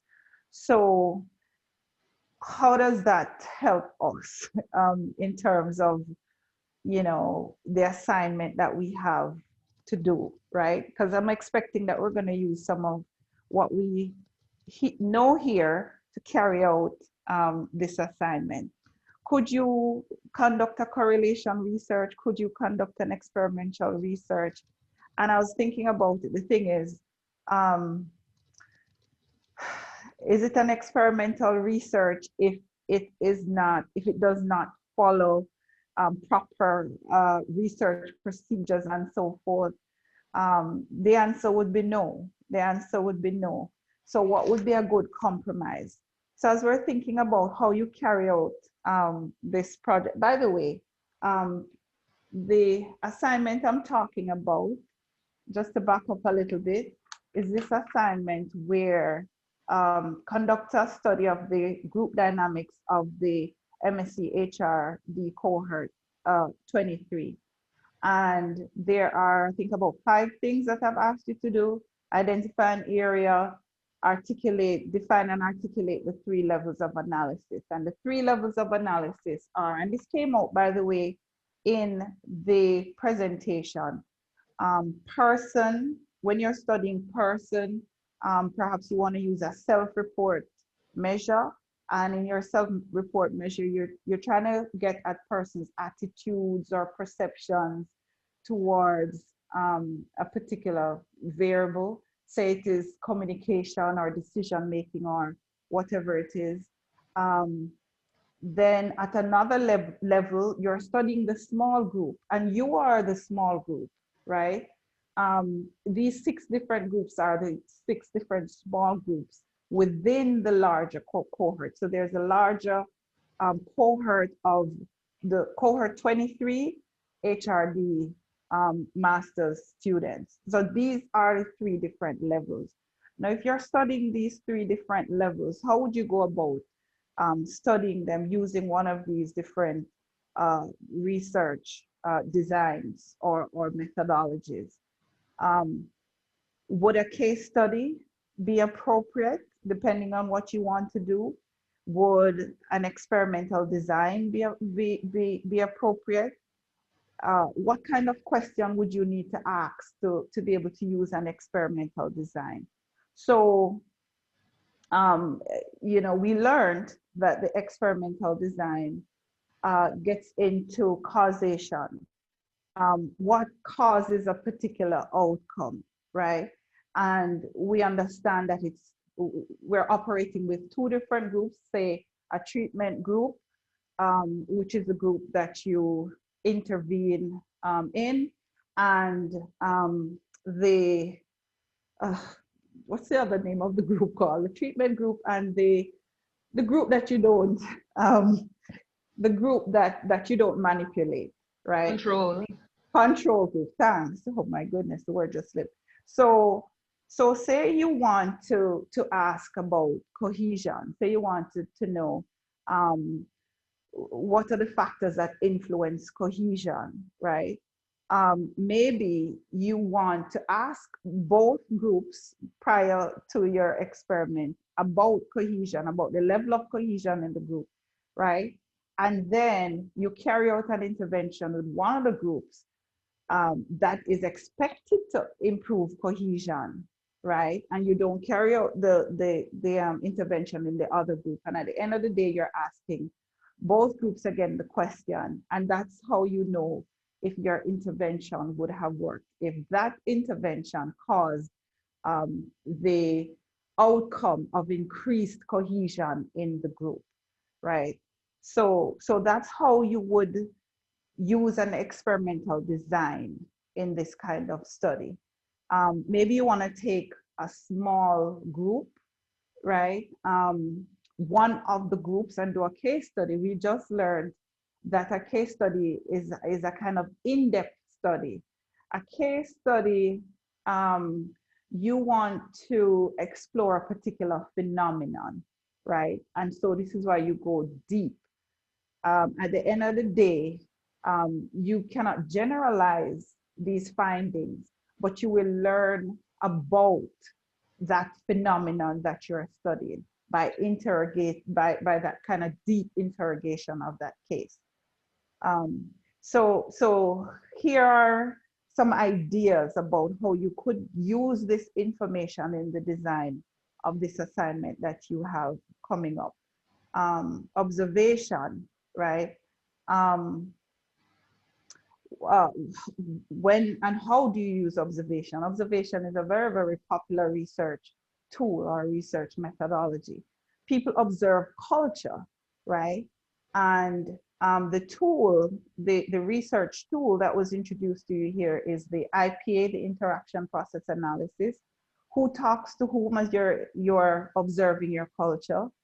How often? You can learn a lot about, say, the leadership phenomenon in a particular group by just observing, right? You can observe people in a meeting. You can observe interactions of persons, you know, in their department. And yeah, if you are carrying out, say, this one is familiar to persons in the HR community. If you're carrying out a job analysis exercise, right? One of the ways to understand jobs, to be able to define a job, to write a job description, is to observe people as they do their jobs. So I'm just bringing home some of these concepts or methodologies that you've learned to say they are real in the workplace. Perhaps you use them every single day. Perhaps you engage, you know, some of these methods as you go about your job, but you don't label it. You don't call it anything. And again, this is one of the purposes of doing this program, you know, that you're able to recognize the value of what you do. You're able to put a label on the things that you're doing at work, and you're underrating or undermining. How did you do that? Oh, nothing really. I didn't really do anything. I just asked some people some questions. No, you know, this program, this course program is helping you, as I say, to articulate what you're doing in very defined terms, right? And it's helping you to understand it some more and articulate it in a way that you can assess it. You can see where you're coming from and how you moved based on a particular intervention. That's the purpose of coming to school. That's the purpose of doing this course. So that's all we've learned here from studying groups. The other quick thing is the theoretical perspectives. Who was it who did this part? Philip, he did a great job at, you know, kind of explaining what these are. But just to reiterate, you know, to put things in perspective a little bit more, what this is pretty much saying, these theoretical perspectives when we're studying groups, we're asking the question, what framework of groups?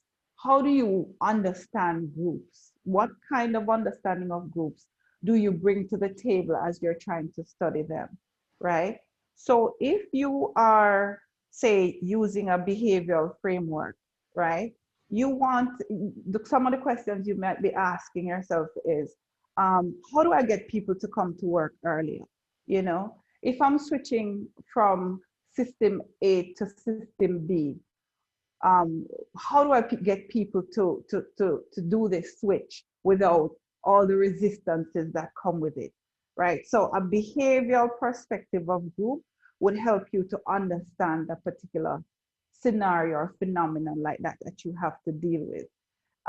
Systems perspective, if you're studying groups from a systems perspective, this is, again, kind of links back to the assignment that you guys got. The question you're asking is, you know, when I intervene in customer service, when I make a change in customer service, will it affect the people in accounts? Will it affect the people in finance? And systems perspective tell you yes. So if your answer is yes, then what does that mean for how you proceed in terms of your study? Well, certainly you want to ensure that the entire organization knows about what you're doing, right? So even though you're making a change in customer service or you're just making a change in accounts, when the entire organization is sensitized of it, right? Then when something happens in, you know, the department where you made the intervention and the unintended consequences occur, as the unintended consequences occur in another department, people are quickly able to relate what this is and to know what's going on. And so it cuts down on confusion. And as I said, people feel involved in general. And overall, it's good for the health of your organization as a whole. And the final, the cognitive one, you know, if you take that perspective to groups, you're asking, you know, Philip talked about cognitive, touching on impression management and so forth. So you're asking yourself, this kind of touch on the topic of socialization and norms, right? People are taking cues from the environment about how to behave, what behaviors will be rewarded and what behaviors will not be rewarded. So as you're preparing your orientation session, right, and you're having your model, you know, your model individual come and talk about the particular department. This is exactly what you're doing. As persons are, you newcomers are looking onto this person, you're telling the newcomers, this is the impression of our office, or this is the impression of the company that we want you to emulate. So, you know, we do these things all the time. We have, you know, we'll now invite X from the department to come and tell you of her experience. Essentially what you're doing, you are using X as the model, the prototype, because people are thinking if you use this person, then obviously this person is exemplary. The biological conflict, anxiety, stress. Yeah, so we are human beings with biological and chemical reactions in our bodies all the time, right? And workplaces, if they're cognizant of that, then they would seek to minimize stress in the workplace. So one of the ways, one of the very conflict-ridden areas of stress is in roles, role conflict, unclear roles. You don't really know what you're supposed to do. You're given a job description, but you're being called to do many things outside of your job description. That is stressful. And so if you take that perspective to groups and group dynamics, then how you design workplaces, you would do that. And the final one on the biological, the evolutionary that he talked about. So we are living in very, very, very unstable times right now. As you know, people join groups to survive. The reasons people bond is because there's strength in numbers, right? And so evolutionary, in an evolutionary sense, right? If you think of prehistoric um, prehistoric civilization, people used to form groups. There's a set of persons watching to see if watching over, you know, how do I express this? I'm picturing the scenario. You are living in the elements, right? And you're susceptible to all the animals in the elements. And there's a set of people who are who would be watching over the group.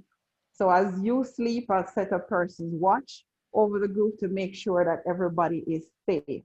Now, we don't live in those times anymore, right? But the the need or the urge to form groups, to bond with each other, to protect ourselves from the environment is still very strong. So the environment now is the unstable times, and people expect workplaces to make us feel very safe. So when there's a lot of uh, redundancies, that is definitely one of the conditions that make people feel unsafe. So companies will try as best as they're possible to minimize or mitigate these instances of fear and anxiety among persons. So yes, I know I've gone on and on and on, but I really wanted to just capture this topic on studying groups because it's relevant for your assignment coming up. Yeah. As I say, I'm going to open it up. I'm going to take a much shorter time for the other one, the other topic on the individual and the group. That one, the individual and the group, again, the group did a great job in capturing a wide area. The scope of the presentation was very broad. I loved the additions of the video presentations and so forth. They laid out what the group was supposed to, what we're supposed to be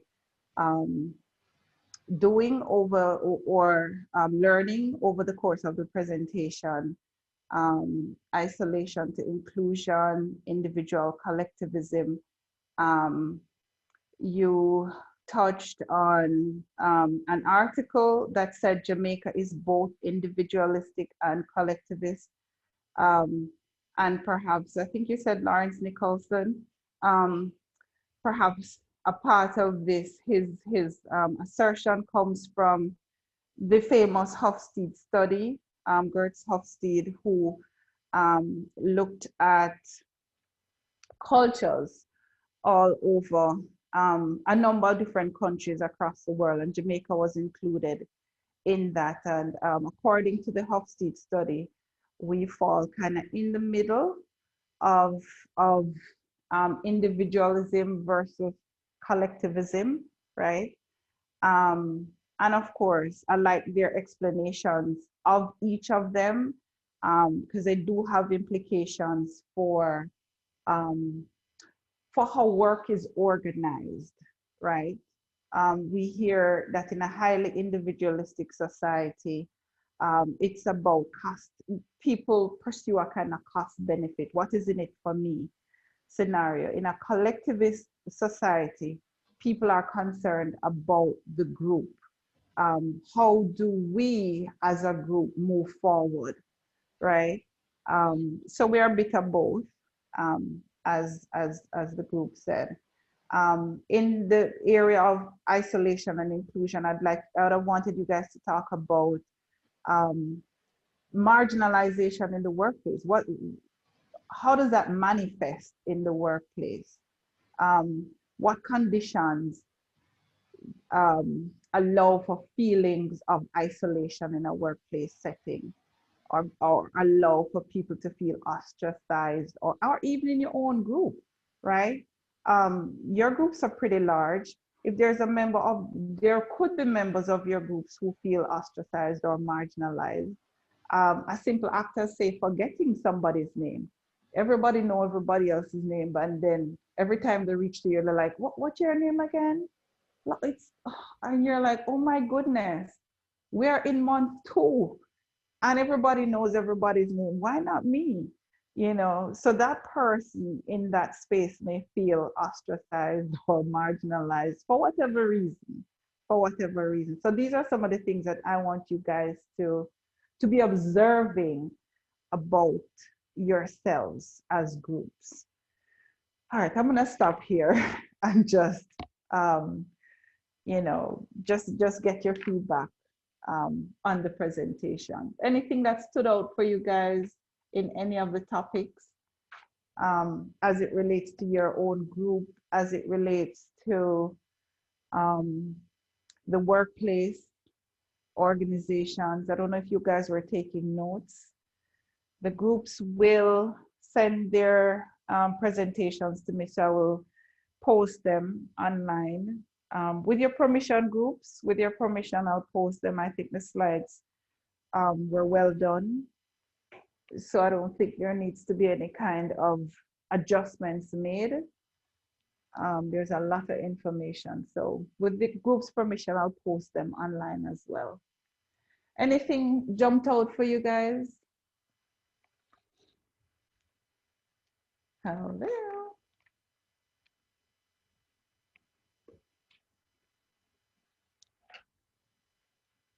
Feels like everybody's gone. There's several comments in the chat. You could try some of those. Oh, Miss, okay. we're here.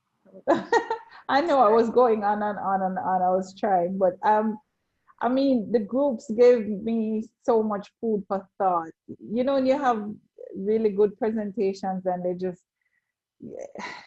have these questions just flowing. So what it means, groups, is that I don't know how you took my feedback. I hope in a very positive way.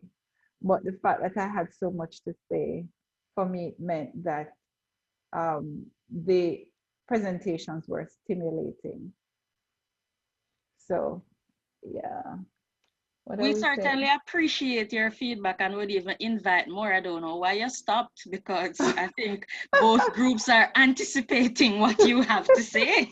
So you're not talking on and on, because and the other class is also listening to see what they need to do and what not to include. So it's quite okay if you continue. Oh, well, if I seem to have spent more time on the studying groups, as I said, it's because you guys have this presentation, this assignment, which will require you to draw specifically from this topic area. So, but yeah, I really want to give you guys a chance to give me your feedback.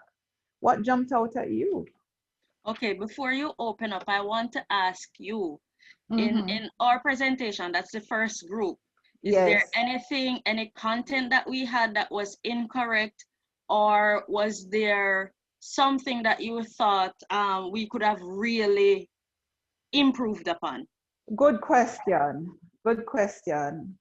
So in terms of fact checking, nothing jumped out at me as incorrect, or nothing jumped out at me as an area that you did not explain well, or the way you explained it could be misleading.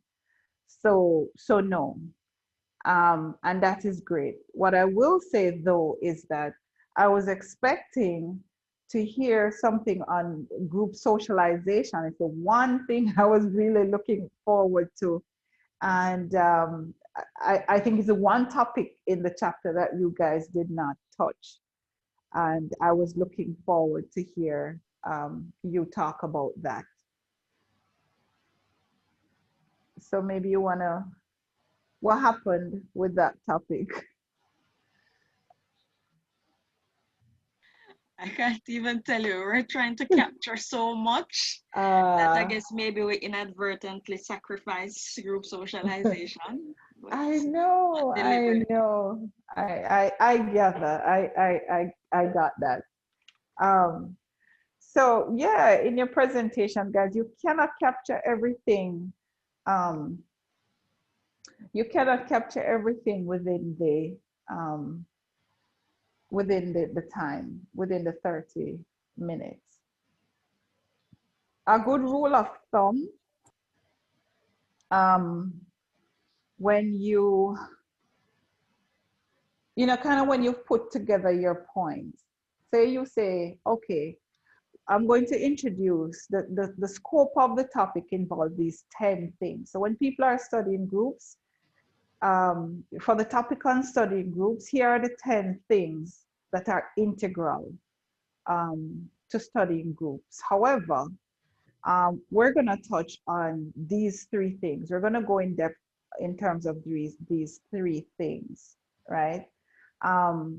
But then you have to say why these 3 things. These 3 things that you've selected must be relevant or appropriate. You must be able to give a rationale as to why these 3. Are you giving these 3 because you really want to talk about groups in the workplaces and you think these 3 connect with that experience more, And so, as you select what you want to talk about, as you put your presentation together, it's you can run it by me. You can say, you can hit me up.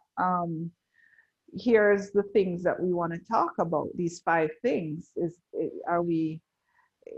it something? I mean, my answer generally would be, it depends on why you're doing this.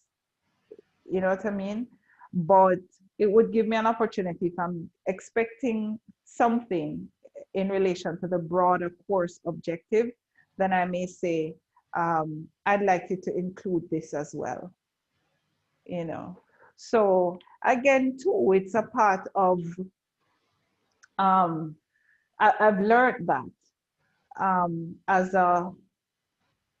as somebody who do consulting with workplaces from time to time, the communication between you who are doing the work and the person who has contracted you to do the work, or asked you to do this, it's very important. It's very important that you're kind of on the same page as to what the requirements really are and how you should proceed.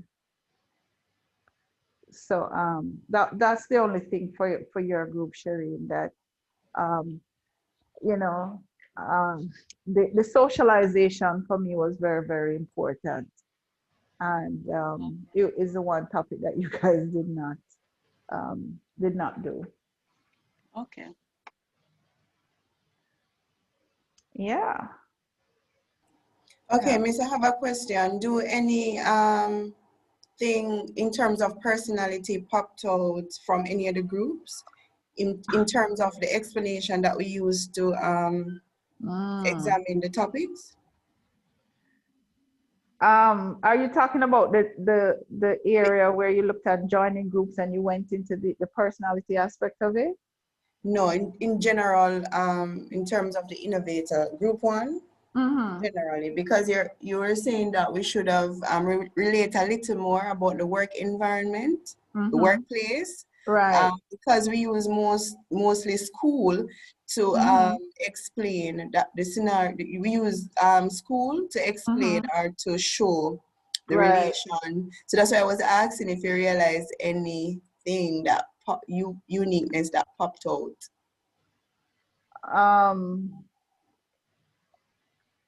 If I realize.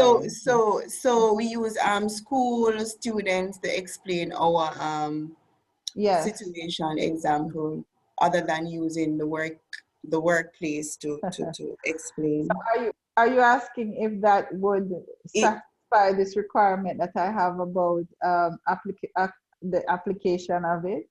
No, I was just wondering if you noticed.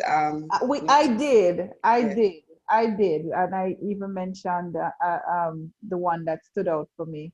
when you said one of your group members had bad experiences in groups. Isn't that so? Right, right, And that made her hesitant, or brought along a little bit of anxiety in terms of joining the group, the program.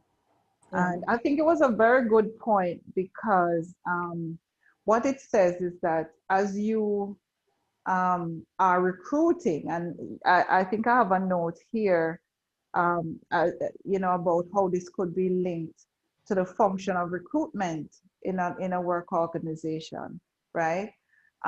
These are considerations that recruiters should always take into account. What about our environment may be attractive to persons or unattractive to persons? Recruiters usually approach the business of hiring persons from the perspective of, we're all that, we're great, and everybody wants to be a part of work, or people, you're lucky to have a job with us, but persons are coming into the workplace thinking, given the highly individualistic nature of our society, people are coming into the organization thinking as well that you are lucky to have me. What do you have to offer me? What is in this for me? So one of the things I could never understand is why you can't ask what salaries you offer. As a side. But I am ready to ask. I mean, why shouldn't it be a question on the table? You're laying out all that you have to ask me to do. What are you going to pay me for all of this?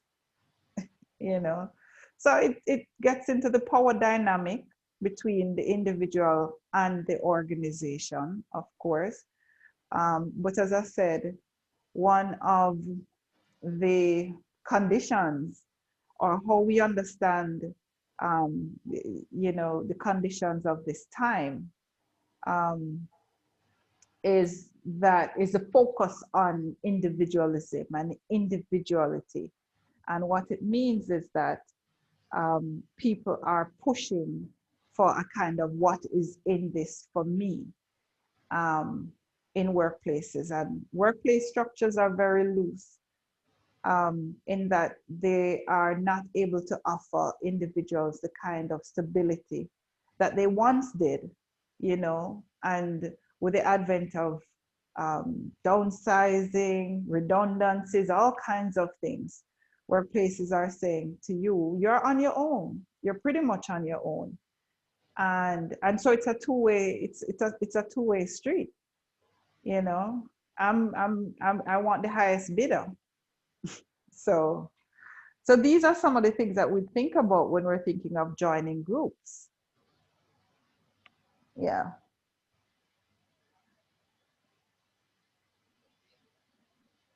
Okay. Yep. You had 3 points: personality, the gender, men and women. Yeah, and I had a note here about even diversity in the workplace.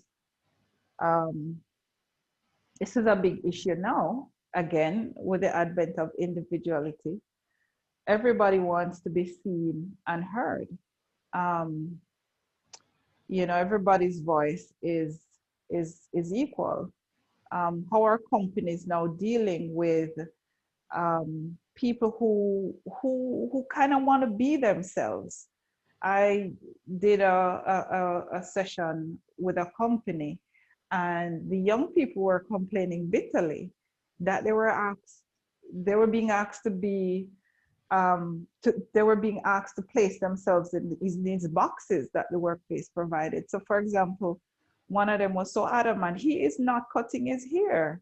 It wasn't locked, but he just grew it high. And it's interesting because I spoke to several groups and people mentioned him with the hair. They didn't say who, but I had him in a group and he says, I refuse to do this, So one of the implications is that people are far less compliant because they want to be their authentic self within the organizational space. Now, Are organizations really ready for that? How open are they for that? And are we thinking, okay, then if I let you go with your hair, what am I running? A patty shop on here? Is it a free for all? So it's a real dilemma that companies are facing now. Real dilemma, guys. So that's where all we put all of what you guys have done here in this topic of the individual and the group. It's a serious topic. And it affects these issues in groups right now. You know. Yeah.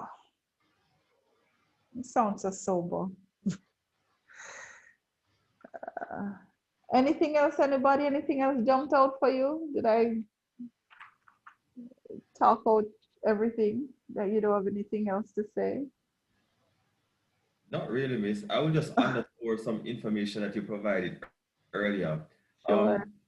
At work, for initiatives, I'm always trying to find the most appropriate framework for implementation or completing an action. And coincidentally, we spoke to the theories that undergird groups, and how you linked it to the workplace, kind of brought it home to me at a haha moment. You read the content and you are able to apply it to groups, but to broaden the scope to see how you can actually implement it so effectively, from one of the perspectives, provides that added approach or framework to start an initiative where you can actually speak to different components. For example, you spoke about the behavioral perspective. You have to understand how persons respond to changes within the workplace, how it affects behavior, as well as the system perspective. It's not just within a team, but how it affects the large organization, particularly if you go global. You have to think about different geographies and how that works as a system on a larger scale. So that was a haha moment for me. So yes, underscored the information and brought it home more clearly. But if I might request, I know we have Madam OMT in the room. We'd like to get her perspective as well. So just to close, say that your explanation further brought home the points for us to make it more applicable in the work. Yeah.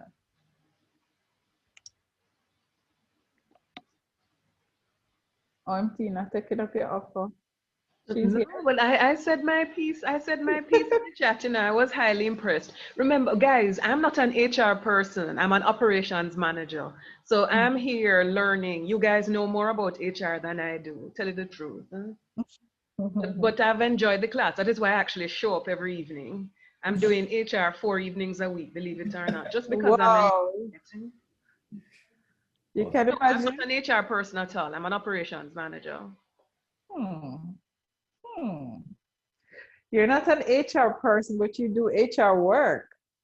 That's true. And that is why we have the diploma. I ought to do the diploma, don't you think? Oh boy. I mean, I think the point I'm making is we're all HR persons. I mean, no, we all do HR work, right? And this if you're a manager, you have to, if you're a manager of any sort, if you're a line manager in an area, you're actually an extension of HR. But OMT, you're one of the most effective HR persons I know. Oh, how sweet! But I see myself as an operations manager. And the all of us here in this room can attest to that. Isn't that true? Hi guys, don't leave me hanging. Probably are saying in the chat. But I think is it Dr. Ramkisoon's class where you probably would have gone through and asked what is HR, what is HRD? Is it? Class. Oh, okay, Martin Ware's class. Yeah. So it's always good to kind of have that how do you define HRD? What is HRD for you? And this is important for me because whether you do HRD or you are HRD, right? there's a body of knowledge and a set of attitudes and behaviors that come together in your work all the time. And you know, well, not like, but I appreciate this discussion because what you're doing, OMT, you are separating yourself from the work. I tell you, no, I tell you, actually, the discussion that you had about individualism and collectivism, for me, that one, I got hung up on that because I was looking at it and how I've changed. Because it occurred to me that I'm an individualist. I sit by myself, strategize, and do what I have to do. And then I revise in order to present it.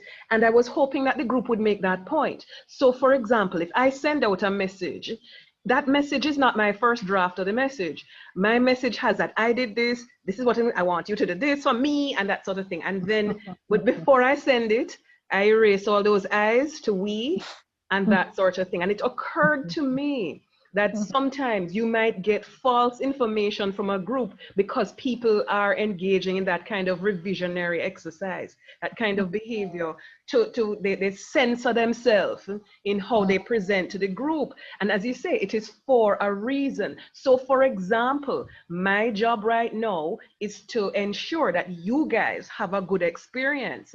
And so I have had to use anything that I know about HR to ensure that you guys are comfortable.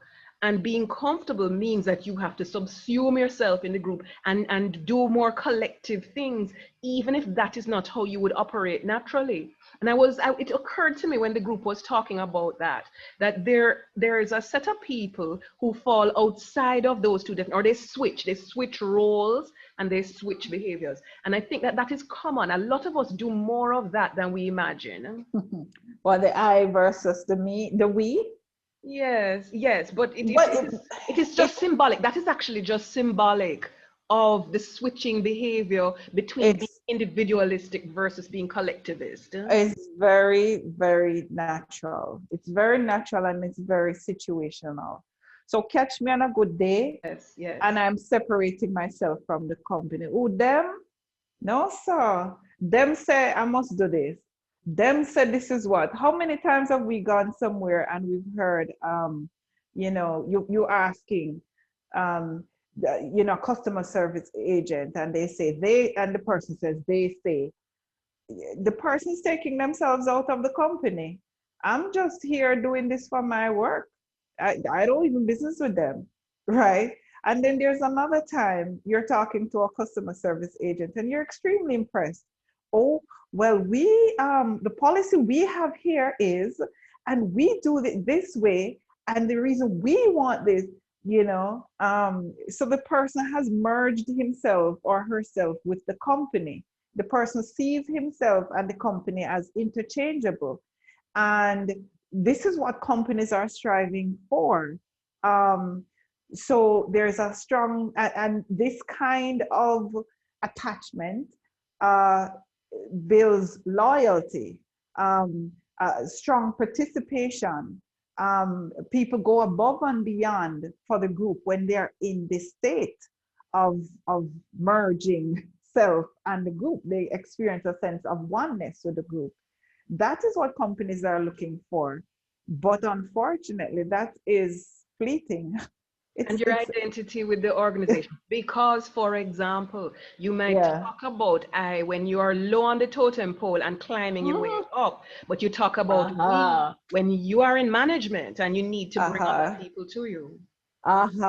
So one group talked about social mobility, right? Your status in the group determines how you see yourself and how you talk about, how you merge yourself with the group. You know, for me, I'm just a lowly ancillary staff. Nobody cares about me, you know. But it doesn't mean that because you have what you perceive as a low status, it doesn't mean that you always separate yourself from the group, right? You may, as an ancillary staff, to see yourself as integral to the group, right? You see yourself, and what are the behaviors of the ancillary staff member when he or her sees themselves as integral? somebody shared in her study how, when she spoke with the ancillary staff, and when she observed what she did, she would say, like, put flowers in the bathrooms and stuff. And she'd ask, so who told you to do that? She's like, nobody. I just want to make the environment a really nice one for the people who come in to use the bathroom. So she's not thinking, she's very engaged in her work, right? And engaged in the organization, because I need to make the people who work here feel comfortable, and people who feel comfortable do better at their jobs. And, this is the kind of thinking. So it doesn't matter what status you are, but it's important to take that meter seriously, the status meter, because it is true that people who operate at lower status, who define themselves as part of the lower status of the organization, tend to separate themselves more than people who are at the high status. And Miss Morgan, to add to what you Yes. just said, I believe it is Team A, yeah, that sets make reference to that as well, that when the group is doing well, we're all a part of it. Oh, yes. You will see where someone, they're not contributing. You see, oh, parent of Excelsior High School or whatever, but after you have done for this, for upliftment or anything, no contribution. So you'll be working in an organization like the Answer staff, and because of how they are, other person maybe little or say condescending things about. So at times they would speak like, no, I'm just here. You're a family. I'm just a passerby going through. Right. Yes. And then if the ancillary staff, or not just ancillary staff, but the base part of the triangle, if they are included in certain decision making, get their ideas, opinions, and things, there's a sense of belonging necessary. All right, I like this environment. And personally, at times I was feeling that way, where I am in an organization, I'm in a particular department, and if you're going through something that is serious, if you're going through sad times, if you don't like what's happening, you don't want to speak about it, you feel alone, you hear person whispering and talking, and then the least thing you say, next thing you know, it reached the management. So you're in that organization and you're feeling alone.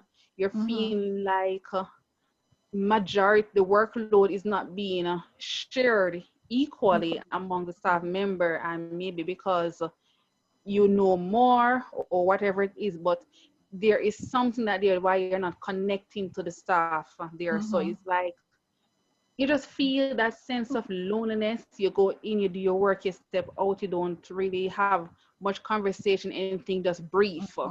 Yeah. Whereas at times I'm a part of another group, and you feel so much at home. You look forward to go there. You might have a close friend that keeps you company, keeps you laughing, no matter maybe a customer come and trigger off something that may be displeasing or another staff member, but that person that keeps you going, and you want to be a part of that person's life, because they're like the life of the party. They're just always saying something to make you smile. Yes. So just to reinforce, the group did mention that we're a person when everything is going high and mighty, companies going on group trip or going to the hotel. Yes, yeah, man, I go with my workplace. Them nice, I say, a good management man. But when it's not going in our favor, then we say, why? Then we say, yeah, it's a different perception. So this topic is really an interesting one. I really like it. Yeah, and thanks for sharing, because it's real. Your experiences are real, and now you are understanding why you feel that way, and these feelings that you have serious implication for your actions and behavior in the group. And when people are, and your performance, well. Right? Performance and productivity. You are not going to go the extra mile for the company when you're feeling this way. You are not. No, you're not going to go. Exactly. Do what you can do, what is it within your scope, and leave it. Even if another staff member needs help, and you know you can help, You're you're not going to going do to it. help. Thank you. And guys, Because these are the little actions that make or break a company. it is true. It's You like, know? for example, there was a new staff member from she so came. much She space, always said to miss. me that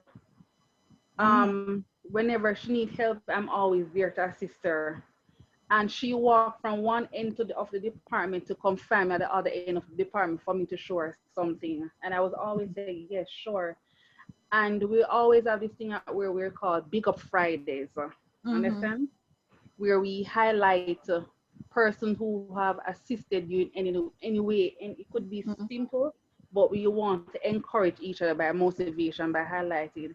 And I'm telling you, not one time my coworker say, Rashina, you know, I had a difficult situation and I can always rely on her, just like how you can rely on Olivine to assist you, give you a backup. Say, right, guys? And he said, yes. At no point she has said, you know, a lot of things that I know now. She hasn't said that? She hasn't taken No. the opportunity to say it? No, not at all. I mean, this girl firing from one end of the department, taking over a transaction customer because I like to help people. Understand? How do you feel though about helping her, having had this observation? It wasn't affecting me, but I was saying to someone close and they would say, no, Rashina, that's wrong. You're not supposed to be doing that. I mean, like if you're helping someone and at no point they can recognize you and say, you have been a great assistant to my performance. So You are the reason why. do you feel the same way about helping her the next time she comes to you? This is what happened now. So this was happening over 6 months and it wasn't affecting me. I was going through and every time I said to someone, they said, no man, something's wrong about this picture. You need to stop. Continue. So anyway, recently now I realized I was having just a little challenge to process a transaction and I went to her. And I said, can you take my customer because it's bad customer service to have any technical issues and the customers are waiting. You know, you have the value customer time because they have somewhere else to go. And I realized she was free and she wouldn't take the customer. And I went back to her and said, can you please take my customer because this is not about me, this is about the customer now. And she was reluctant to do so. And I was like, really? And there's something I said, can you assist me with this because it's giving me, my system is not working. So can you do this print on your computer and I will do the rest of it. And she she didn't said, help. no, and she didn't. I was like, that is when reality hit me because first have been saying to me, but because I'm a forgiving person, I always try to look on the other side. I said, where are you, man? We do things to others. And I move on because that is, no matter how bad a situation is, I always try to look on the good side. And so all the wrongs will you help her now if she comes back to ask you for your help? No, I did that way. I did when she did come back. Are you help her? And I said, no, go and ask supervisor.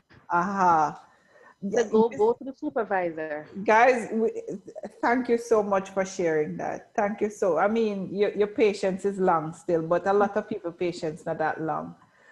We started at the beginning. One of the first conversations we had at the beginning of the class was about validation. This is what I am talking about. When you perform, when you help somebody, you want to be acknowledged. So is it Rashima? Rashina was saying, oh, it doesn't bother me. It's so easy. This it doesn't bother me that rolls off our tongue very quickly. It's one of the most potent defense mechanisms that we have. I don't want anybody to know this doesn't bother me. From you say it don't bother you, begin to examine that. Begin to examine. And as a matter of fact, from you begin to observe it and point it out to persons, it bothers you. It bothers you. Okay. And not only did it bother you, but you went to test your theory.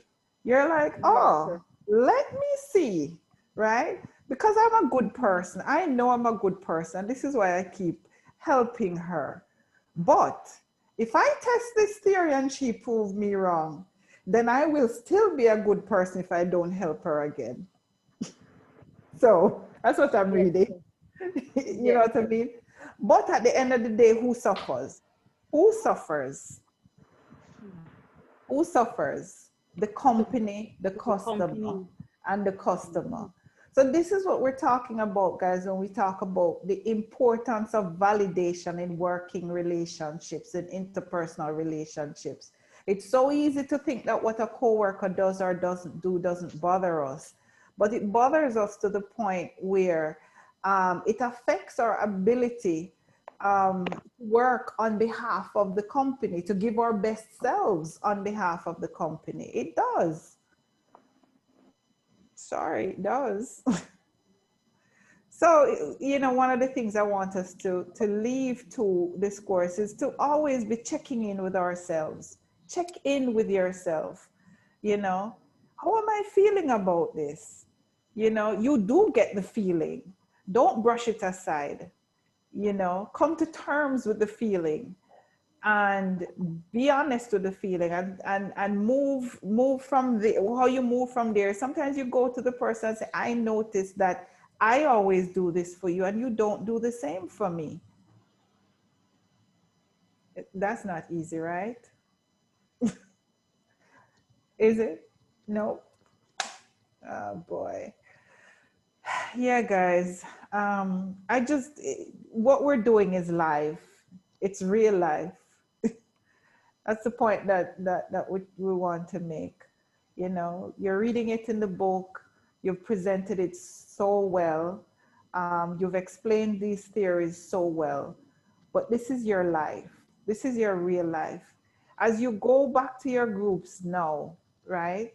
I don't have enough time for you to get into your groups, but in your group meetings, I'm encouraging you to have a section of your group meeting where you do this kind of self-reflection, right?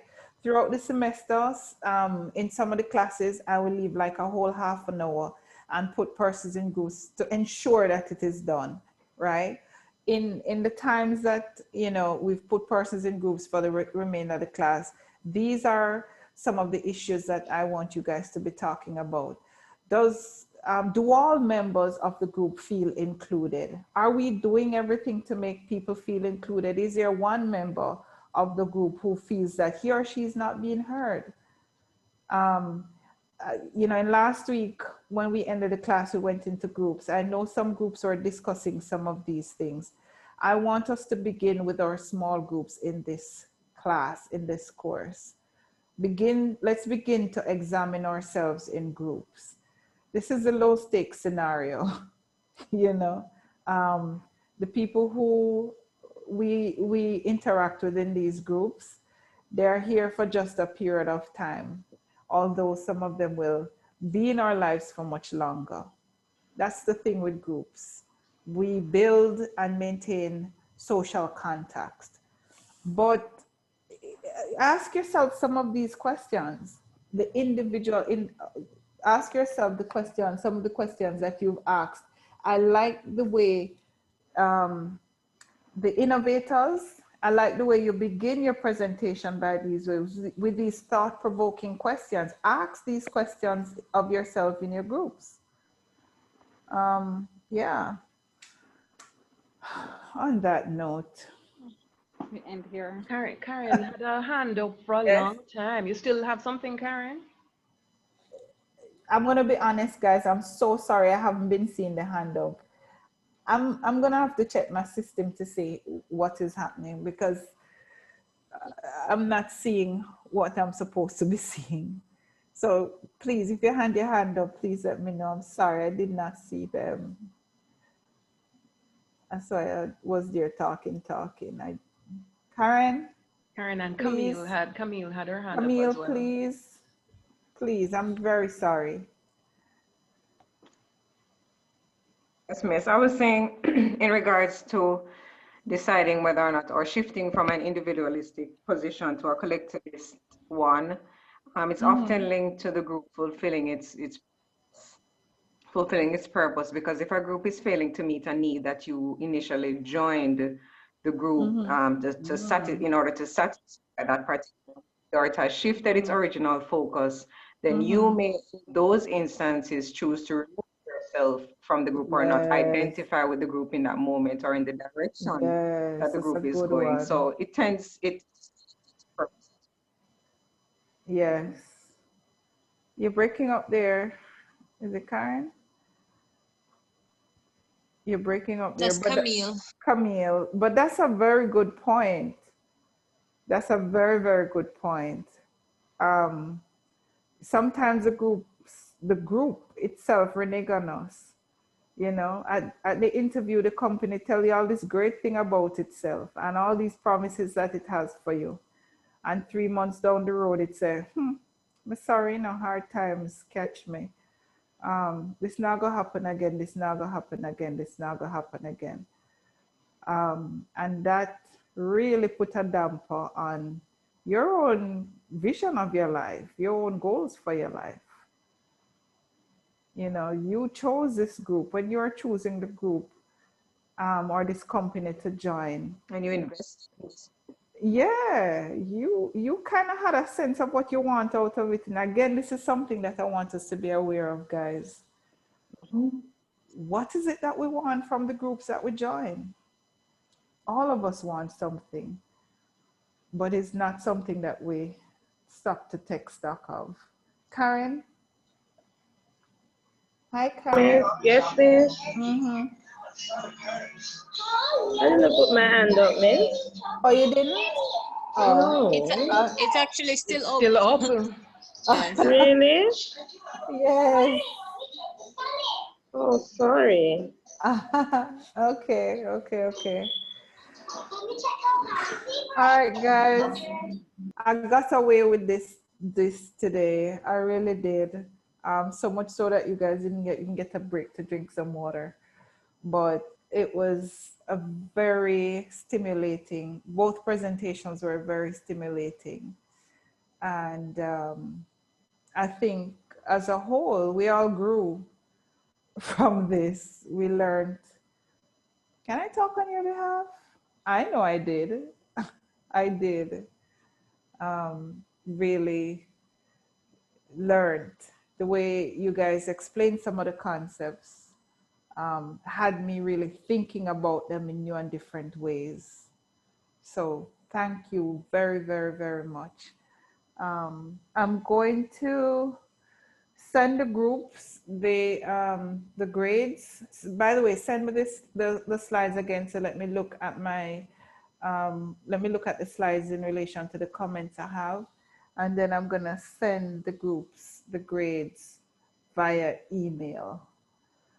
So we're not seeing you next week, are we? I'm not seeing you next week. It's Heroes Day. Is Heroes Day? Yes, Oh, Heroes Day next week. yes, Yes, yes, but remember yes. you had made arrangements for a makeup class for that. You anticipated that. Yes, towards the end. Towards the end. Yes, yes, yes, yes. But it's just the fact that they just won't be meeting here next week, Monday night. You will be, I don't know what you'll be doing. Sleeping? Nah.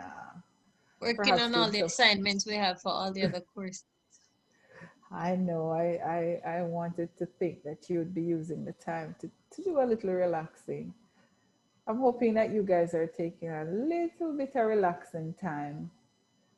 No And time and to time. finding the space to do something outside of work. We're in a pressure cooker, guys. It's a pressure cooker time. So do your little exercising, um, your little socializing as best as you possibly can. School is rough. School is hard. Have something that helps to distract you, and not other work, by the way. So if you have family, yes, that will distract you from school, but have something pleasureful, if that's a word, that makes the happy hormones, that activate the happy hormones for you in the middle of all of this. You hear? On that note. Yes, it's part of your mental health. So you Yeah. have to do it. Yeah. Have you guys seen this little video, this forward about if you were born 1900? Have you ever seen it? No, miss. Putting things in perspective. Yeah, may leave with this one, a little video. It's like 2 minutes or so, and then I'm just gonna leave you guys with this one. So I'm gonna share it. If you were born 1900. Okay, Ms. Morgan, before you go, I sent you a Yes. private message about after the class, so you can check on the message when you before you Lord access the video. Yeah. Jesus, you're gonna show me up now for no know what to No, find. man, I'm not show you, but just reminded. So no, I mean for know if I find the private message now. Oh no, it just come in the regular chat. Oh. I think. All right. When the thing going on, I'll look. I'm just gonna end with you guys. It's just it's just a little thing about putting life in perspective in this crisis-ridden time that we're going in. I hope it's not triggering though for you guys, for anybody. Hopefully not. All right. If it's a short video, where is it? Oh, I may have to open it first as I go. Yeah. Right, this one. Yeah, you get into the, oops, sorry. Where is my thing for sharing? Honestly, when I watched it, it stood out for me. It really helped put things in perspective for me. So, yeah. Where is it now?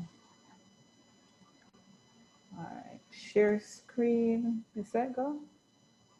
Yeah, and then once I open the video on the screen, it should be there, right? Does that work? Oh, right, this one. And share computer optimize. Okay. All right, see it here. Are stuck at home because of the coronavirus. Yes, Democrats hate the Republicans and Republicans hate the Democrats, and both sides are more focused on winning an election than they are on actually making America a better place. However, it is time to have some perspective on life as it actually is today, and perhaps things are not as bad as everyone makes them out to be. Imagine that you were born in the year 1900. The first 13 years of your life are relatively uneventful and very peaceful. And on the day that you turn 14 years old, the world decides to go to war for the next 4 years of your life. By the time you turn 18, over 22 million people will have died in World War I. In that same year, a disease called the Spanish flu descends on the earth and runs until you turn 20. All over the world, over 50 million people will die in those 2 years from the Spanish flu. On your 29th birthday, the stock market crashes and announces the beginning of the Great Depression. Unemployment hits 30% and scarcity and fear takes hold of our mindsets. America nearly collapses along with the world economy. On your 39th birthday, World War II starts. On December 7th, 1941, just after you turned 41 years old, the United States is fully pulled into World War II. From the time of your 39th birthday until you turn 45 years old, 75 million people will die in World War II. When you turn 50, the Korean War starts, and it will last until you turn 53, and 5 million more people will die in the Korean War. From your birth until you are 55, you have dealt with the fear of polio. Over 500,000 people die every year due to polio. A cure was only found in 1955. Smallpox was an ongoing epidemic until you were in your 50s, and it killed 300 million people during your lifetime. When you turn 55, the Vietnam War begins and doesn't end for the next 20 years. When you reached your 60th birthday, It was the time of the Cold War. You lived each day with the fear of nuclear destruction and the fear that life would end as we know it. When you turn 75, the Vietnam War finally ends, during which 4 million people died. Imagine being born in 1900. How did they live through all of that? When you were a kid in 1985 or 1995 or 2005, and you didn't think your grandparents understood how tough life was at school for you, please remember, your great-grandparents and your grandparents were called to endure all of the above. Today, you're called to stay at home, watch Netflix, Amazon Prime, overeat, and sit on your couch in the freedom of your own home. Let's keep things in perspective and be grateful for the liberties, the peace, and the freedom that we have in the year 2020. Yeah.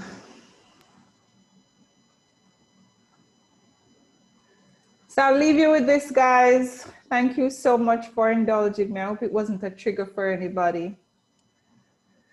But yeah, let's keep things in perspective. Yeah. Thanks. You're welcome. It was very empowering for me, so it helped.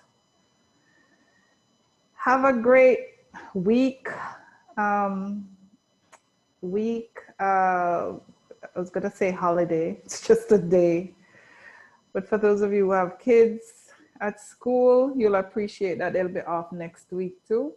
So right now we're just looking for the 1 and 2 things to be thankful for as they come every day. We're just gonna be thankful. We have a lot to be thankful for. None of us here has COVID, so you know. Thank you.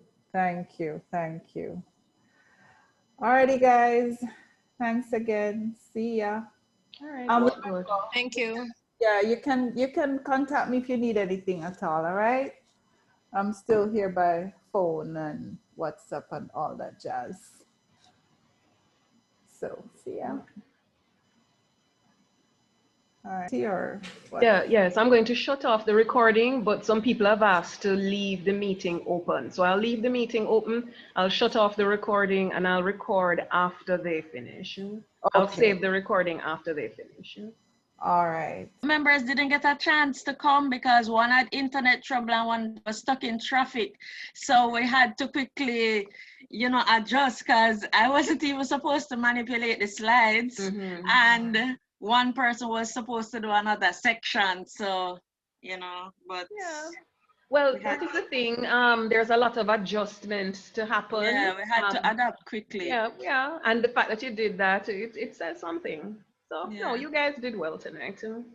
Okay. In fact, it was in listening to you. It was in listening to your group that I said I wanted to bring in the Toastmaster guy to help you guys polish off. And then in the other group, I said, definitely, I'm going to bring him in. So as I said, I was impressed to the point that I thought I would invest a little more in the group. Okay. So the rest of your colleagues have to thank you guys for when I bring in the Toastmaster guy. Okay, then. Well, good. All right. Okay. Yeah, man.